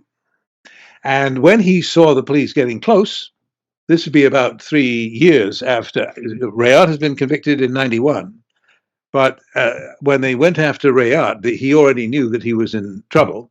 So already he had figured out that he was going to be caught, and he fled the country. And he went to Pakistan, which is a safe place, as you know, for Khalistanis always has been. And so he disappeared for 3 years in Pakistan. And the Canadian policemen can't go to Pakistan and say, hey, we want him. And Pakistan's not going to say, oh, go ahead, yeah, sure, put him on trial. That's not Pakistan's role in the Yeah. Khalistan movement. The nation of Pakistan has always been the essential additive Yeah. to keep the Khalistan movement in operation, and it would never have been able to mount the Yeah. insurgency of the 80s and early 90s if it were not that they had a safe haven in Pakistan. So they had enough evidence on Parmar, but they had it too late. And he got away before they realized what they had. Because negotiating all of these little people, negotiating with the witnesses and getting them to come forward. I mean, just in the case of Bagri's lady friend, I mean, that took, what, 3 years? I mean, so there's a legitimate reason why all of this moved very, very slowly. And it took until 2000 before they finally had a trial. Wow. Yeah. I mean, What it's pathetic. Pathetic, It is really. pathetic. It is especially like for a Western country to, tackle such a mass murder at such, it was quite lethargic of them to treat it this way, honestly. What about Tara Singh here? Like, why was his, what was his story? What was, he was also a supporter of the Khalistan state, wasn't he? You're right. He was a Khalistani, but not a terrorist. He was Mm. opposed to violence. So he was an insider to a degree in the Khalistan movement. I don't mean in Khalistan terrorists, Yes. but in the Khalistan movement. He was sympathetic. We have Yeah. the CBC, for example, interviewed him after the assassination of Indira Gandhi, and Tara Singh Hare referred to Mrs. Gandhi as India's Hitler. So he was, let's not be Pollyannas about this. Um, Tara Singh Hare was no thinking violet when it came to Khalistani politics. But he did have principles, and one of them was he thought that the violence was counterproductive. I think he was right, and he thought that Parmar was a fraud. As a religious Mm. leader, he thought that Parmar and Bagri were a couple of gangsters. They didn't know the faith. Their ideas of what Sikhism meant didn't fit with his. And so he drifted away to the point that they realized he was no longer a friend and that he was an enemy. Mm. So his closeness with the Khalistanis explains why, not long after the bombing, I'm talking about 86, he happens to be in London and he's visiting Mm. his friend who is also another publisher, Publisher. also with Yeah. similar, yes, to Tasim Singh Purwal. And Yeah. I've been to their office a couple of times, and Oh, it's yeah. it's a nice little local newspaper, a Punjabi little newspaper office. Desh Padesh, is it? Anyway, yeah, Yes, and I think so. Yeah. and he calls to see his old friend Tasim, and they have lots to talk about because you're publishing this article, I'm going to publish it too. How are they paying enough to get us to publish it? And Purwal was publishing a lot of Baba Costa stuff because he said they paid very well. Oh, wow. But we're not talking about newspapers as we understand them. We're talking about basically bought and paid for. I'll Great. publish it. Yeah. You say Yeah. whatever you want as long as you Whatever you pay want me. to say. Yeah. Yeah. Yeah. So he's sitting there in Tassim's Purwal's office, and a visitor comes by, and it's Bagri, and he wants to have a word with Purwal. Oh. So Purwal says, well, because he knows what kind of man Bagri is. And he said, look, you guys, just sort of move into the next area. There's just Mm-hmm. office dividers, that you can sort of push around Yes. to keep your meeting sort of private or privater. Mm. And Bagri, by one account, he had a couple of drinks. There's a pub just across the way, just on the opposite corner. There's a Gurdwara, the pub, and the office of the Office. newspaper. And so Tara Singh Hare sits there and he hears Bagri describe what happened in answer to Purwal's question. And he said, and Purwal says, well, how did you get the bomb on the plane? Mm. And Bagri said, well, we had a problem because, Somebody backed out. yes, Surgeon Singh Gill backed out when he saw the bomb. And so we had to make other arrangements, and there was a bit of a scramble. And, I said, well, we should kill Surgeon Singh Gill because he's betrayed us by quitting. And Parmar said, no, you do that, then the suspicion will immediately fall on us. Keep your cool. Don't kill Surgeon Singh Gill yet. Mm-hmm.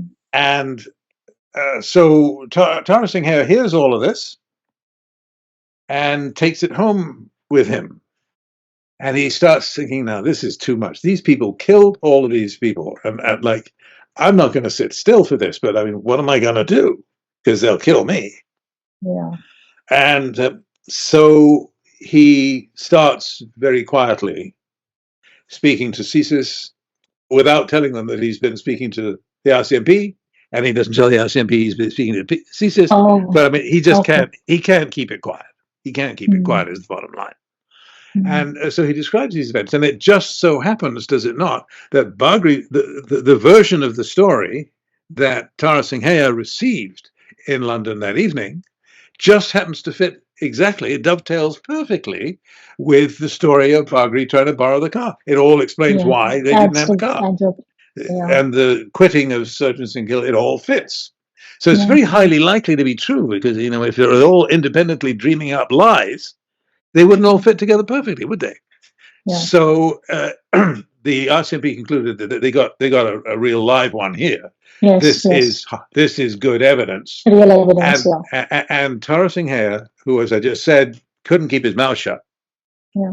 puts it in print in his No. newspaper, the Indo-Canadian Times. Mm. And so, that must have gone like a It goes shockwave, public. through the whole community. Yeah. The ink must have been not even dry on that newspaper when Yeah. they, holy moly, you see what he's done now? He's outed Bagri and Parmar as the villains who blew up Air India in print. So his days were numbered, weren't they? Right there. And he was, as I say, there was a bomb outside his office. That didn't do much. And then the next time they got him, shot him, and he was in a wheelchair for the rest of his life, another 10 years. But the third time, they got him for good. And that's a terribly tragic story, not just because of the outcome, but because of how it all, how it could have been so different. It could have been that he didn't put it in the paper, but he told the police, and the police might have found a way to develop that evidence. But the fact that when he did put it in the paper, then he gets a visit from the assassins, more evidence, isn't it? Yeah. But it's a terrible, terrible shame that Tara Singh Hare, who was a difficult man, but a honest man, ultimately. Man. Yeah. And he solved the case. So did Bagri's lady friend. So did Mali's lady friend. They solved the case. They solved the case. But they couldn't make it stick in court, and that's because the Canadian justice system screwed up the case far more convincingly than any amateur cop who ignored today's warning, or lots of other warnings. Yeah. So we could have avoided it. We didn't look at the warnings. The justice system, it failed the victims because they for little technicalities and here and there they just dismiss the witnesses. So you covered the trial, right? Terry, I covered the trial like and in the the inquiry. Yeah, what was it like in the? I'll talk about the inquiry in a second. What was it like in the courtroom? Like, how were the victim families feeling? What was the environment like? Well, if they you were can extremely spend nervous. 2 minutes. As they saw it unfold, they were extremely nervous because they could see, they were already cynical. The bombing was in 1985, and here we are in 2001. They finally get to sit and see a trial. So it's not like Canada has done them any favors. So they were already, I would say, pretty cynical when they finally got to sit in court and see these people in the dock. And why wouldn't they be cynical? Yeah. Their cynicism was only justified. And the electric moment after the verdict wasn't just the two acquittals. And they come out and they're smiling and they're in the bosom of their families and they go off in their Mercedes. And it's a triumph of mass murder. But it was also, for Malik Bagri. But it was also the fact that the families then called a press conference.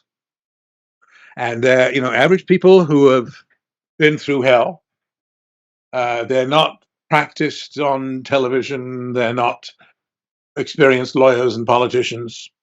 They're average people who suffered a terrible loss and were screwed royally by their adopted country. And they said, for example, that our families, I'm quoting Sanjay Lazar, our families have been lost again, this time to the Canadian justice system. This is as bad for them, Sanjay said. He, as you know, lost his entire family. He was orphaned at the age of 17 by this bombing. And then years later, he finally comes to the trial and they screw it up. And so, I mean, you can only weep for them because they got pretty much nothing out of this process. And they deserved far better. No, such a sad story. Like 331 people died for nothing, right? Like absolutely. I mean, that is. It's not just that they died; it's that they died for what? I mean, what were these people had nothing to do with Khalistan? Yeah. They had no idea. I mean, the level of knowledge about the political background and why these people might want to buy a plane. It wasn't in general knowledge. If you read the story of Parkash Bedi, I think that's in my book, or one of the stories in my book. Parkash Bedi is a very gentle man. His family, he put them on the plane.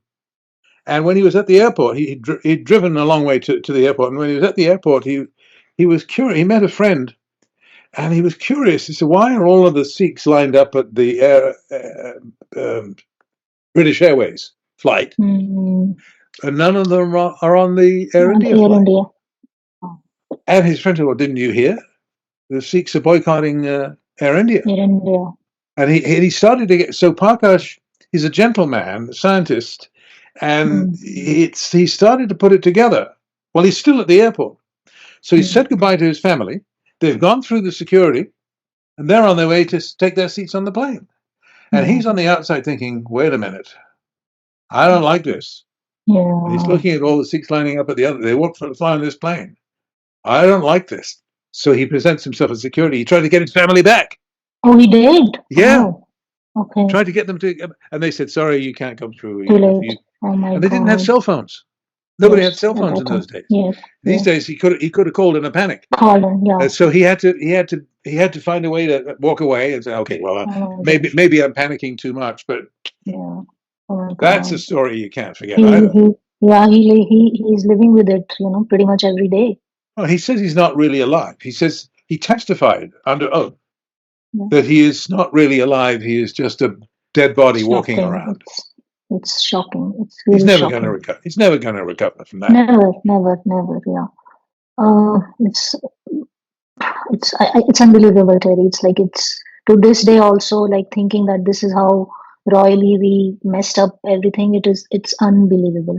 What why did we have to have a public inquiry, Terry? And what came out of the public inquiry? What was the main finding that came out of it? Well,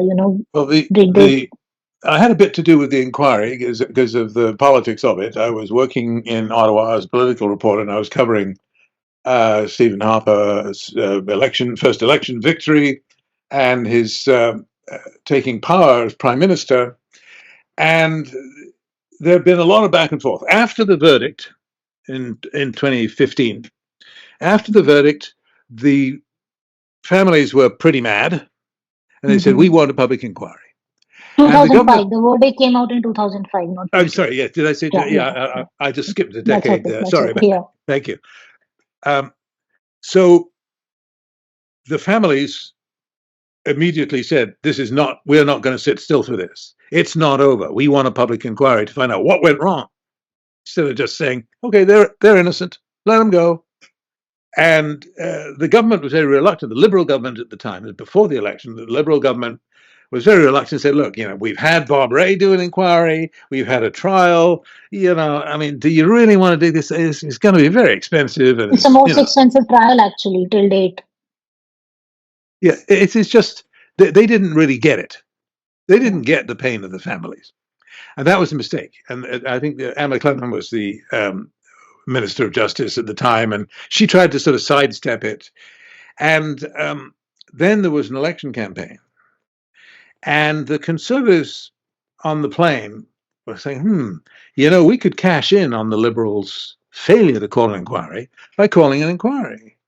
But some of the families, they're Liberals, and we don't want them to come out and denounce us and say that, say that we're doing the wrong thing because for political reasons that they're going to condemn us for insisting on inquiry when they've already had a good Liberal, Bob Rae, do a sort of mini inquiry. Anyway, long story short, I said, they'll roast you alive if they get hold of you if you don't call an inquiry.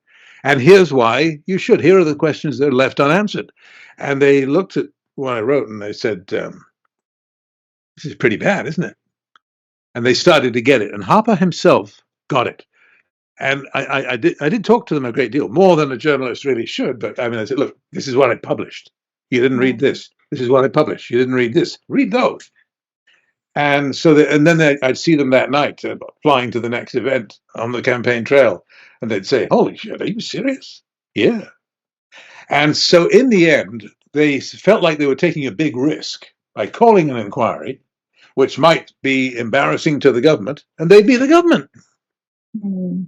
But they went through with it, to their credit, and they named John Major, the former Justice of the Supreme Court. He's a pretty tough-minded fellow, and a conservative, appointed by a conservative.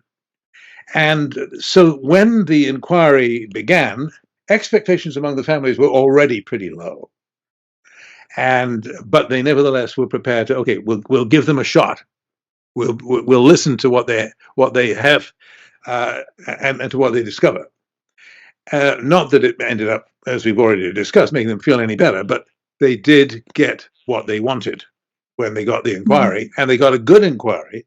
It was run well, and remember that people don't know John Major is a very dry fellow. He's not particularly charismatic, and when he finally issued his report, he sort of read it in a drone, and the cameramen are looking at each other, saying, "Oh God, they're never going to run this." But he's not a showman, in other words. But what the words said were, this was an absolute mess by the government. This is a cascade of errors, and so on and so forth. And you know the results. Yeah.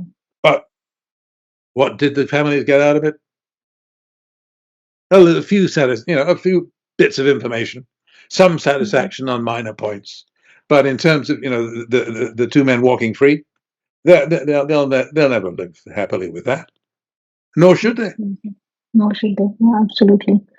Terry, I want to talk a little bit about the conspiracy theories, but before I do that, one question that I think I asked you before, but we didn't get to it. Why was Babbar Khasa banned so late? Like they knew that it's operating since 1982 and it got banned in 2003.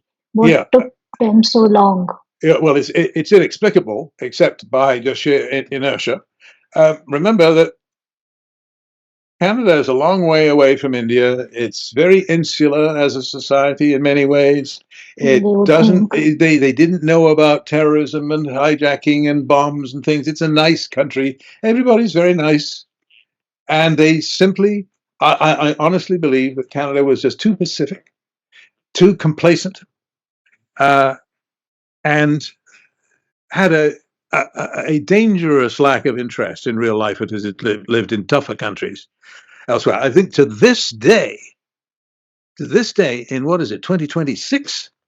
Yeah. To this day, I don't think Canadians are particularly interested in the Afghanistan struggle and the Seeks for Justice referendum campaign and Indian politics.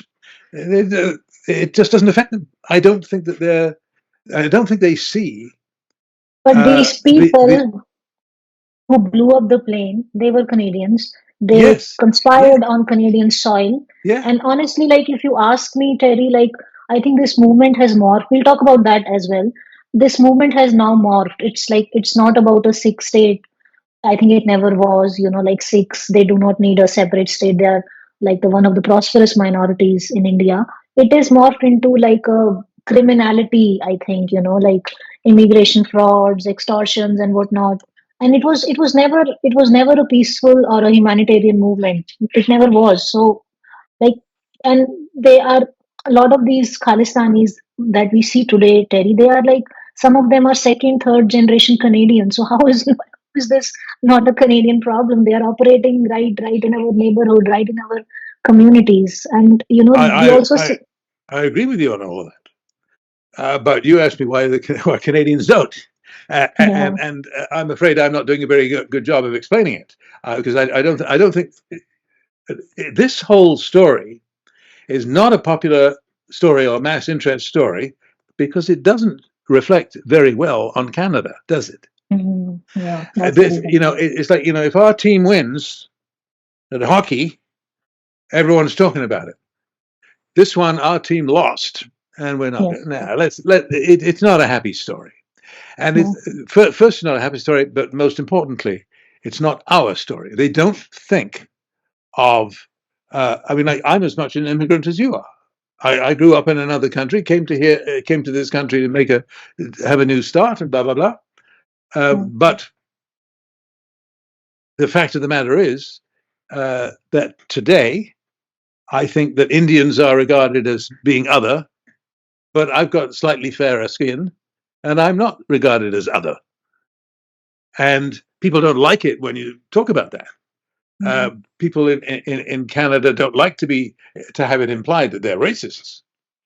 I didn't call them racist. I just said that it is a little bit too It indifferent. needs, yeah, like Yeah, more attention was needed. and I know I'm not giving a good clear. I'm not a psychiatrist.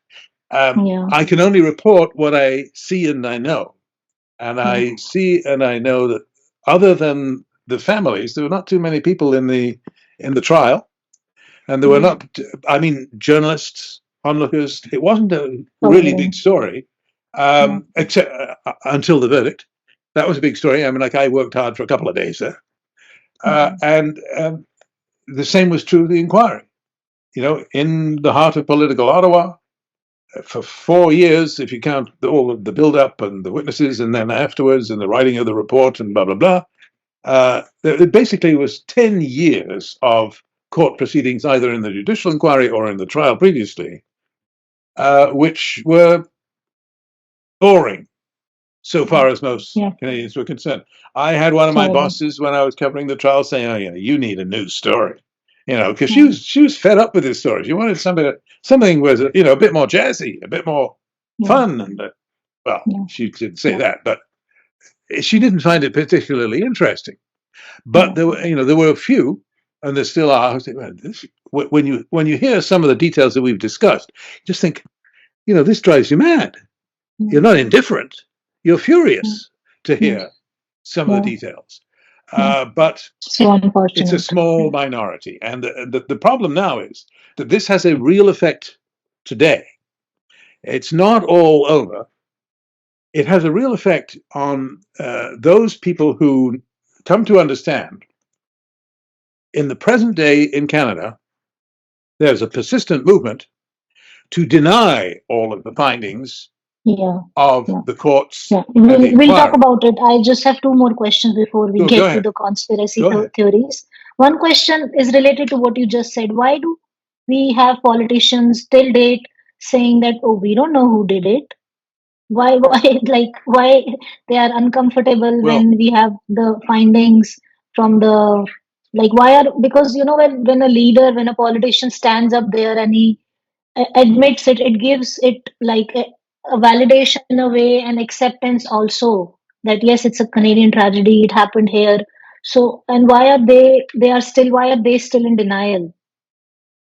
The obviously, political class yes. specifically, like, The political class in Canada has always done very well yes, by the Calistanis have been very nice to them, and they're there when elections come around, and envelopes have to be licked, and stamps, and doors have to be knocked on, and leaflets have to be printed. So they know which side their bread is buttered, and the Khalistanis have figured out Canadian politics. We give you votes, you shut up when Vaisakhi Day comes around, and you're there at the parade, and posters of Talvinder Singh Parmar go down the street in the Vaisakhi yeah, parade, and you pretend to look the other way. You say nothing.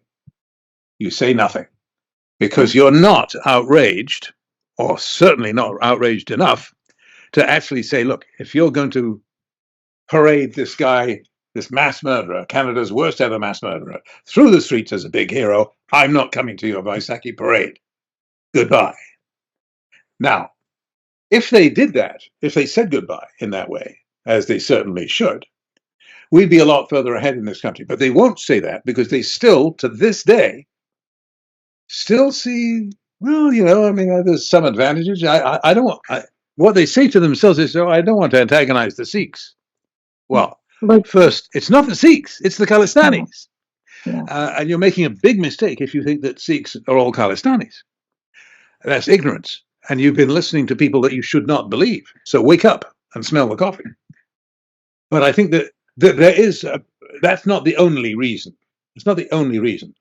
I think there's a certain, uh, I said earlier, complacency, but I think that many Canadians feel we don't want to appear, we don't want to be accused of being a little bit racist, even if we are.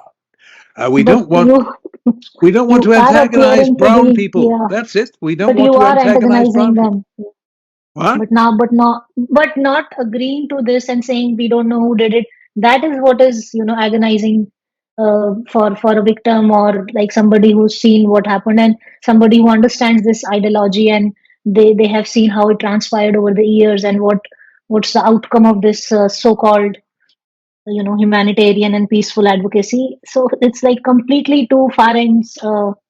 What the politicians believe and what the reality on the ground is. But you could say that the politicians are naive about many things, but the one thing they're not naive about is where they can find votes at election time. And now we're talking about something whose importance they recognize. And it's easy to say. I've said it many many times that we wish that Canadian politicians were more aware and would educate themselves and show some spine, show some guts, and stand up to these clowns. Yeah. And the reason that's important is because they are making hay. So you want to talk about this later, but they're making hay with the vote bank politics that have been working these many years. Now they've been exposed. The Indian government has gone after them, said you've got to do better than that.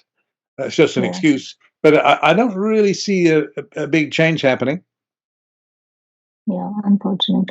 Okay, no, I agree with you. Like, I agree with everything that you said, Terry.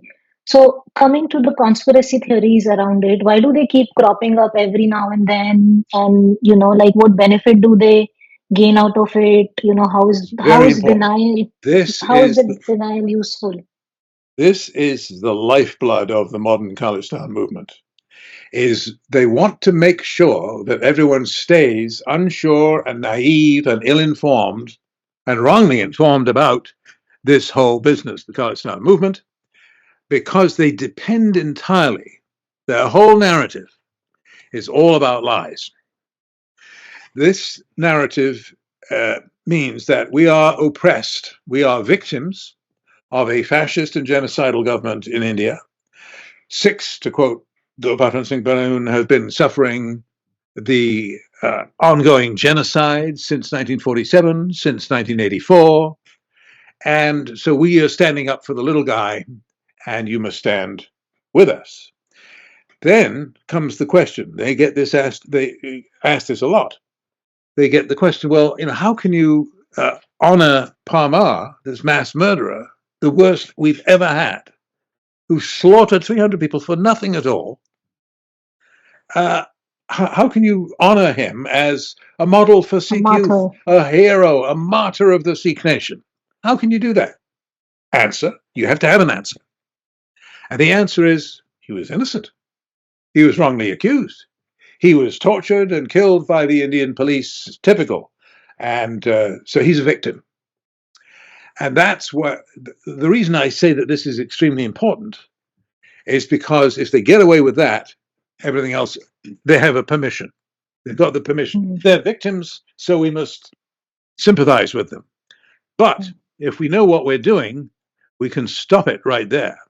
Because if somebody ever says, if you get into that conversation in Canada or anywhere else, but mostly it's in Canada, they will say he's innocent, and you will say, well, no, he wasn't. How do you answer, please? How do you answer the rock solid evidence that was produced in the inquiry and in the trial? Yeah. For example, Rayat went into the woods to test a bomb with Parmar. Now you're telling me With Parmar Parmar. is innocent? Yeah. He's innocent? How do you explain the phone calls? How do you explain his associations? How do you explain this and that? And how do you explain that it was the bombs that Parmar ordered, those bombs, not some other bombs, but we know for certain that it was his bombs that blew up? What, did somebody steal the bombs from him? I mean, what? So as soon as you start that inquiry, as soon as you pin them to the wall and say, don't tell me that he's innocent, that's a scam, and it simply marks you out as a nutcase. It means that you have no respect for facts. You don't want to know the truth because you're trying to maintain the underlying falsehood, the lie upon which your movement depends. You want Khalistan to be based upon this foundational lie that Parmar was a hero, he was a great man, and he was innocent. And that isn't true, and you're worshipping a lie. If you did that, if you say to them that, they have no answer. I mean, I've tried many times. They do not have an answer. They say, oh, well, Yeah. what about the Indian diplomats who changed their bookings so they didn't go on that flight? Okay, show me that. Where is that evidence? Where are their statements saying that? You say they said that. Where's your evidence? They never had anything. It doesn't exist. Yeah. They say India blew They're up their not own plane. challenged enough. They're not Yeah. challenged with the real evidence.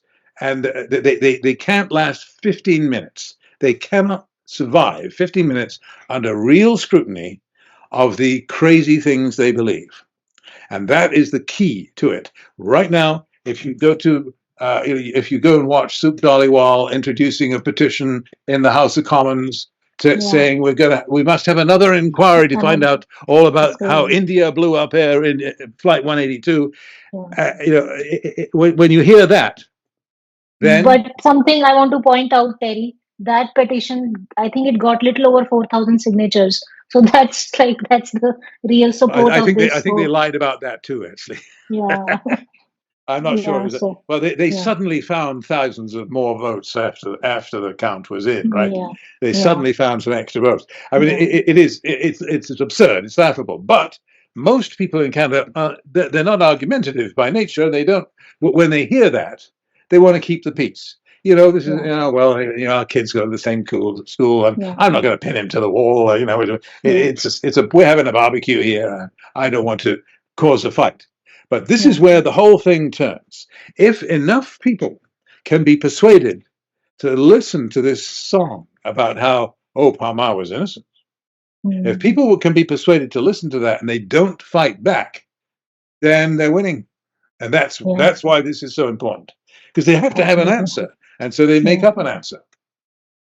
Yeah. No, that actually good point. And it brings to my next topic is like, what do you think of the ideology behind this, and how peaceful or how humanitarian is that, and what are I think you've already answered that one. I'm trying to get learning from your sense of humor, Terry. Well, firstly, you have to ask, well, so what did Parmar do for the Sikh people other than disgrace them? Yeah. And nobody can think of an answer to that one because he never did anything else. Like, for example, in the verdict, as I was thinking about this earlier, I don't think I mentioned it. In the verdict, there's a question about, well, why is Malik being so generous to Rayat? Yeah. I mean, because it looks like hush money. It sounds like hush money. I mean, and he did stay hushed. He kept quiet for 29 years while his family lives rent-free off Malik. And it's all secretive. It's all money under the table. Why does it have to be like? And the question was raised, well, maybe he was just helping another Sikh in trouble. First problem is that there's no other evidence of any case where any Sikh in trouble got any help at all from Rapur Singh Malik. So it's just this one. And the judge didn't deal with that in the verdict. There's another area of the verdict which is, just kind of laughable, to be honest, in a bitter kind of way. And the same applies to some other cases, like the guy who was supposed to perjure himself and change his evidence to protect Parmar in a particular case when they went over to the island for the Vancouver Island for the test bombing. The guy who picked up Parmar was told, on pain of risking his life, that if he didn't change his testimony and deny that Parmar was there to get him off the hook on that, then he'd be in trouble. And the judge again said, well, he's a brave man, that he insisted that no, he wasn't going to change his testimony.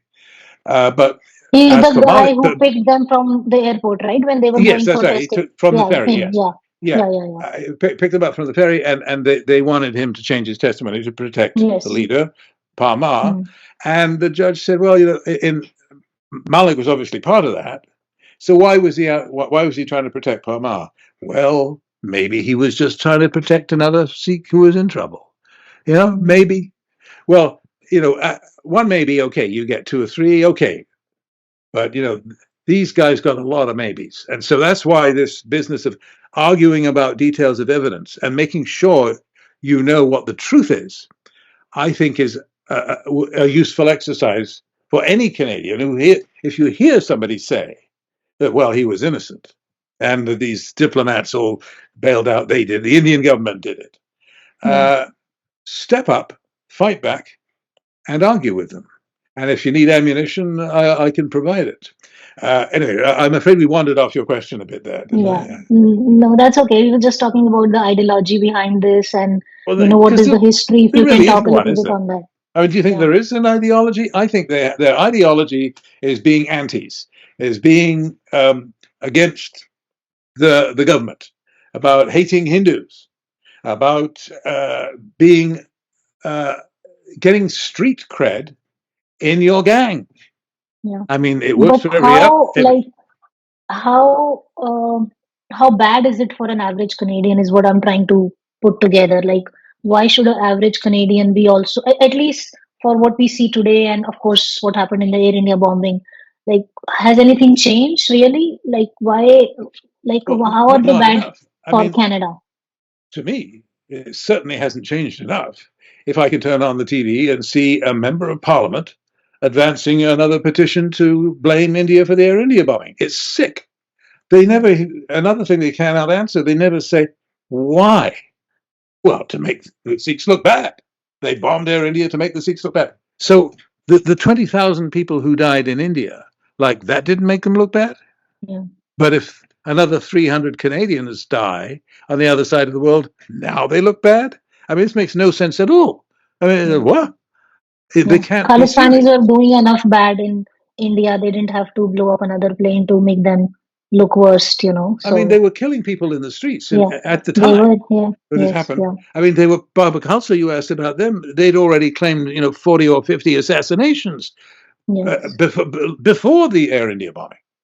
yeah, And, yeah, and, and it frustrates me to this day. And as you can tell, it really does make me angry that yeah, a Canadian member of parliament is able to get up. Nobody says boo. Oh, yeah, oh, Suk Dhaliwal, he's for yeah, the oppressed Sikhs. yeah.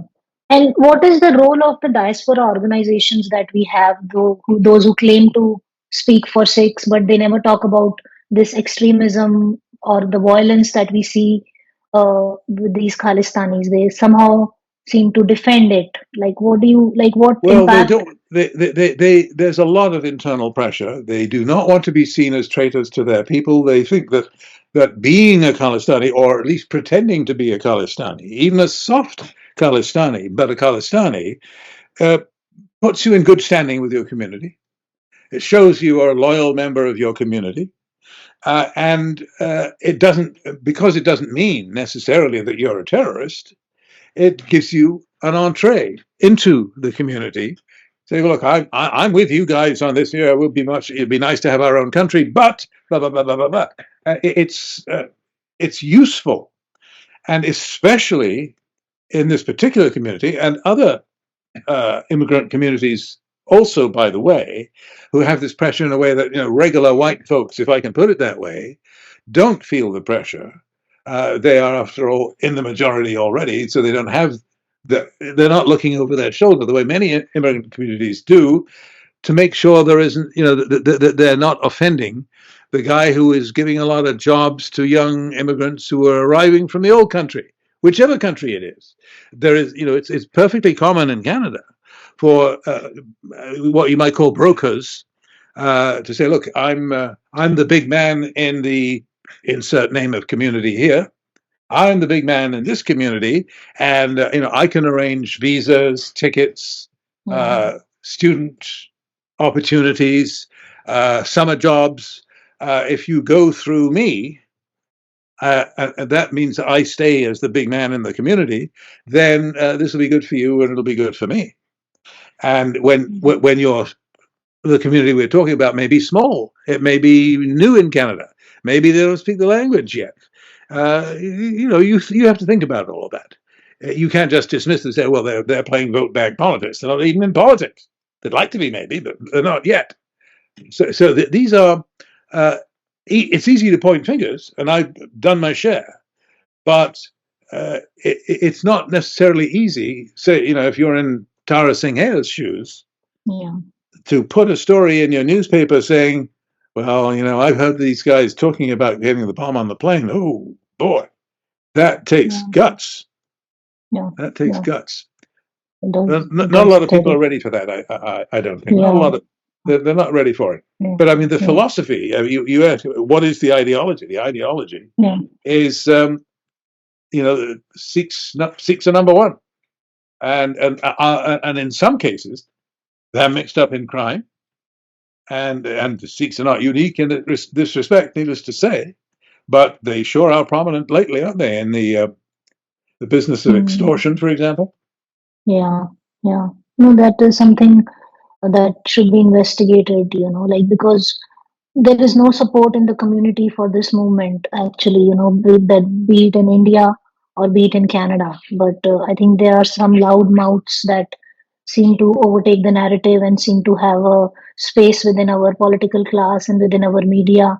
They claim to speak for the community, but actually they don't. And like I think about it, like even in the last federal election, everybody who was seen siding with these Khalistanis, like they didn't face a good outcome, unfortunately. So I don't think that they have a huge support in the community, to say the least. Yes, they have a lot of hush money, maybe, so that's there. But yeah, I mean, I think there is a cost to speak against this extremism, like that people face, including you, Terry. Like they have harassed you, they are still harassing you.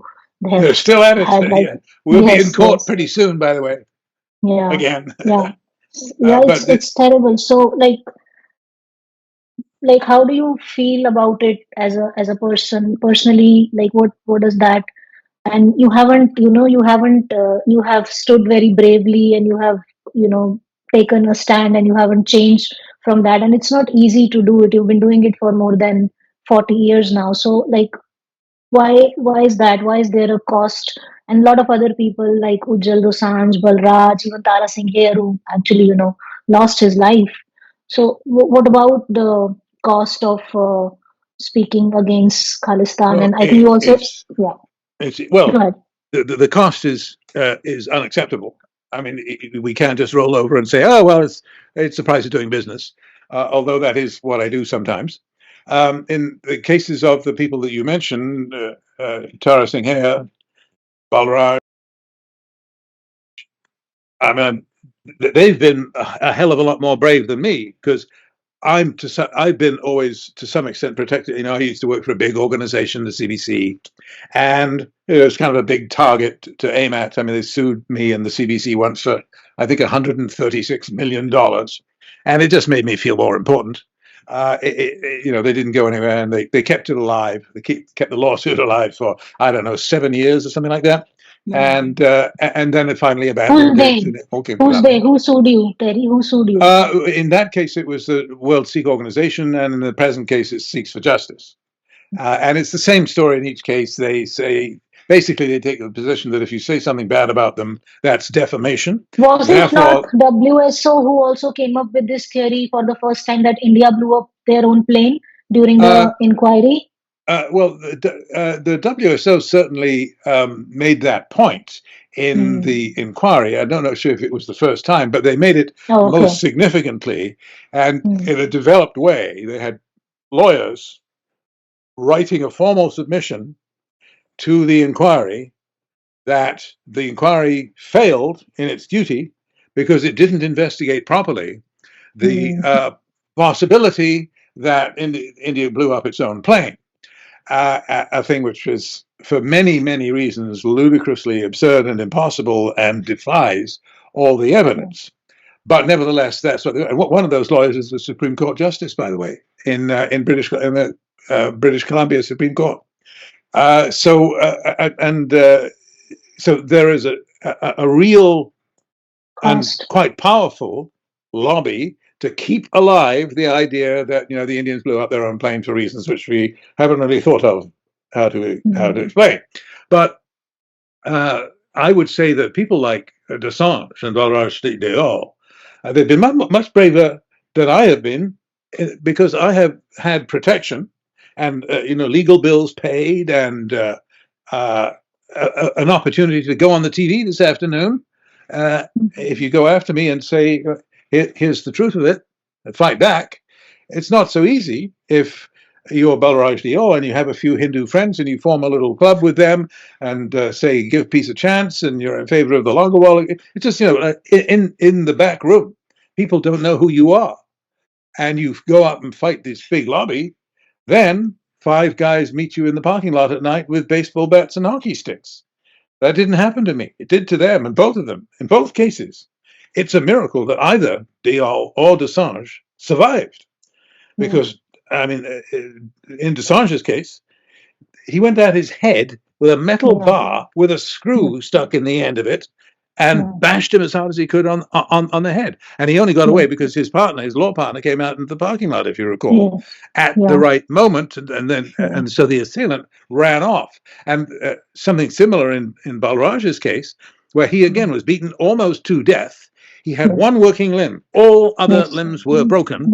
His head, his fingers, from trying to protect his head. And if it hadn't been for the fact that there was a woman in the lobby of the apartment building who happened to be, it's late at night, maybe nobody was going to come by. He would have died right there. He died. But and so I don't think that I'm going to get any medals for standing up to these guys compared to what those guys did.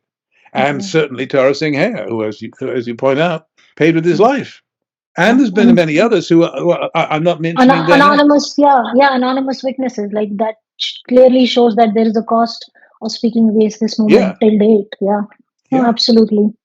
No, Terry, like just to close this great discussion that we had today, one, I think you have talked about it, but if you have to sum up, what has Canada learned today and what is that they should do? Well, I think that Canada has, to a degree, learned in the sense that what used to be called the chattering classes, people who read the op-ed pages of newspapers, people who consider themselves well-informed, people in politics and journalism, those people, which is a small minority of the total population, have learned something. They have learned that there are serious flaws in our justice system and in the efficiency of our political system in terms of its ability to weed out dangers that should be fought. I mean, if it's still at any time it remains respectable for a Canadian politician of any party to propose a petition on the likelihood that India blew up its own plane in the Air India bombing, anytime that happens is a sign that Canada has not learned its lesson. That means that this person, whoever's proposing that, that's somebody who doesn't respect the truth. They're not interested in facts. They're fighting against the truth. That's what they're doing. So that's one thing. I think that some people have learned that in Air India we were exposed for failing on that ground. But what should they do is a bigger question. I think that the new government in Canada is doing the right thing by trying to make up with India. Yeah. One more thing. Why is the Canadian media so silent about Khalistan extremism in Canada? Why don't they report it for what it is? Why do they try to sometimes monkey balance and sometimes what is Khalistan movement doing to me? For the average Canadian, they're not doing anything. I mean, they read in the paper, oh, there was another extortion shooting in Surrey, and there's this poor girl who was murdered in Windsor. How does this affect me? That's what they say. That's what they will say, and they'll go on saying it until you can show them why they're wrong. I mean, it's a crying shame. I mean, whoever stabbed Nancy Grewal 18 times, murdered her in cold blood on the streets of Canada, they should be in jail, and the police should be arresting them now. Wouldn't be too early, and that should be prosecuted to the full possible extent. But why doesn't the media follow it? Well, it's complicated. It's complicated, and they don't understand the community. They don't, all the things that we've been talking about, which sound very alarming, like most Canadians are not educated about what to believe and not to believe on the Air India file. I mean, there's a few reporters who are educated, and they Yeah. kind of look to us to Yeah. do that for them. But they Yes. don't know that. They don't really understand what the community is going through. They don't understand what it's like to live in Surrey and to have maybe your father has got some money and there are gunshots at your house at night, and they're going to shoot you down if you don't pay them to stay What away. they're asking for. Yeah. I mean, because that's not their common experience. But when it is, then they get it. I have a friend who lives in Rockcliffe, a very nice, one of the nicest neighborhoods in all of Canada. Came home 2 days ago, said he'd been Mhm. mugged on the street.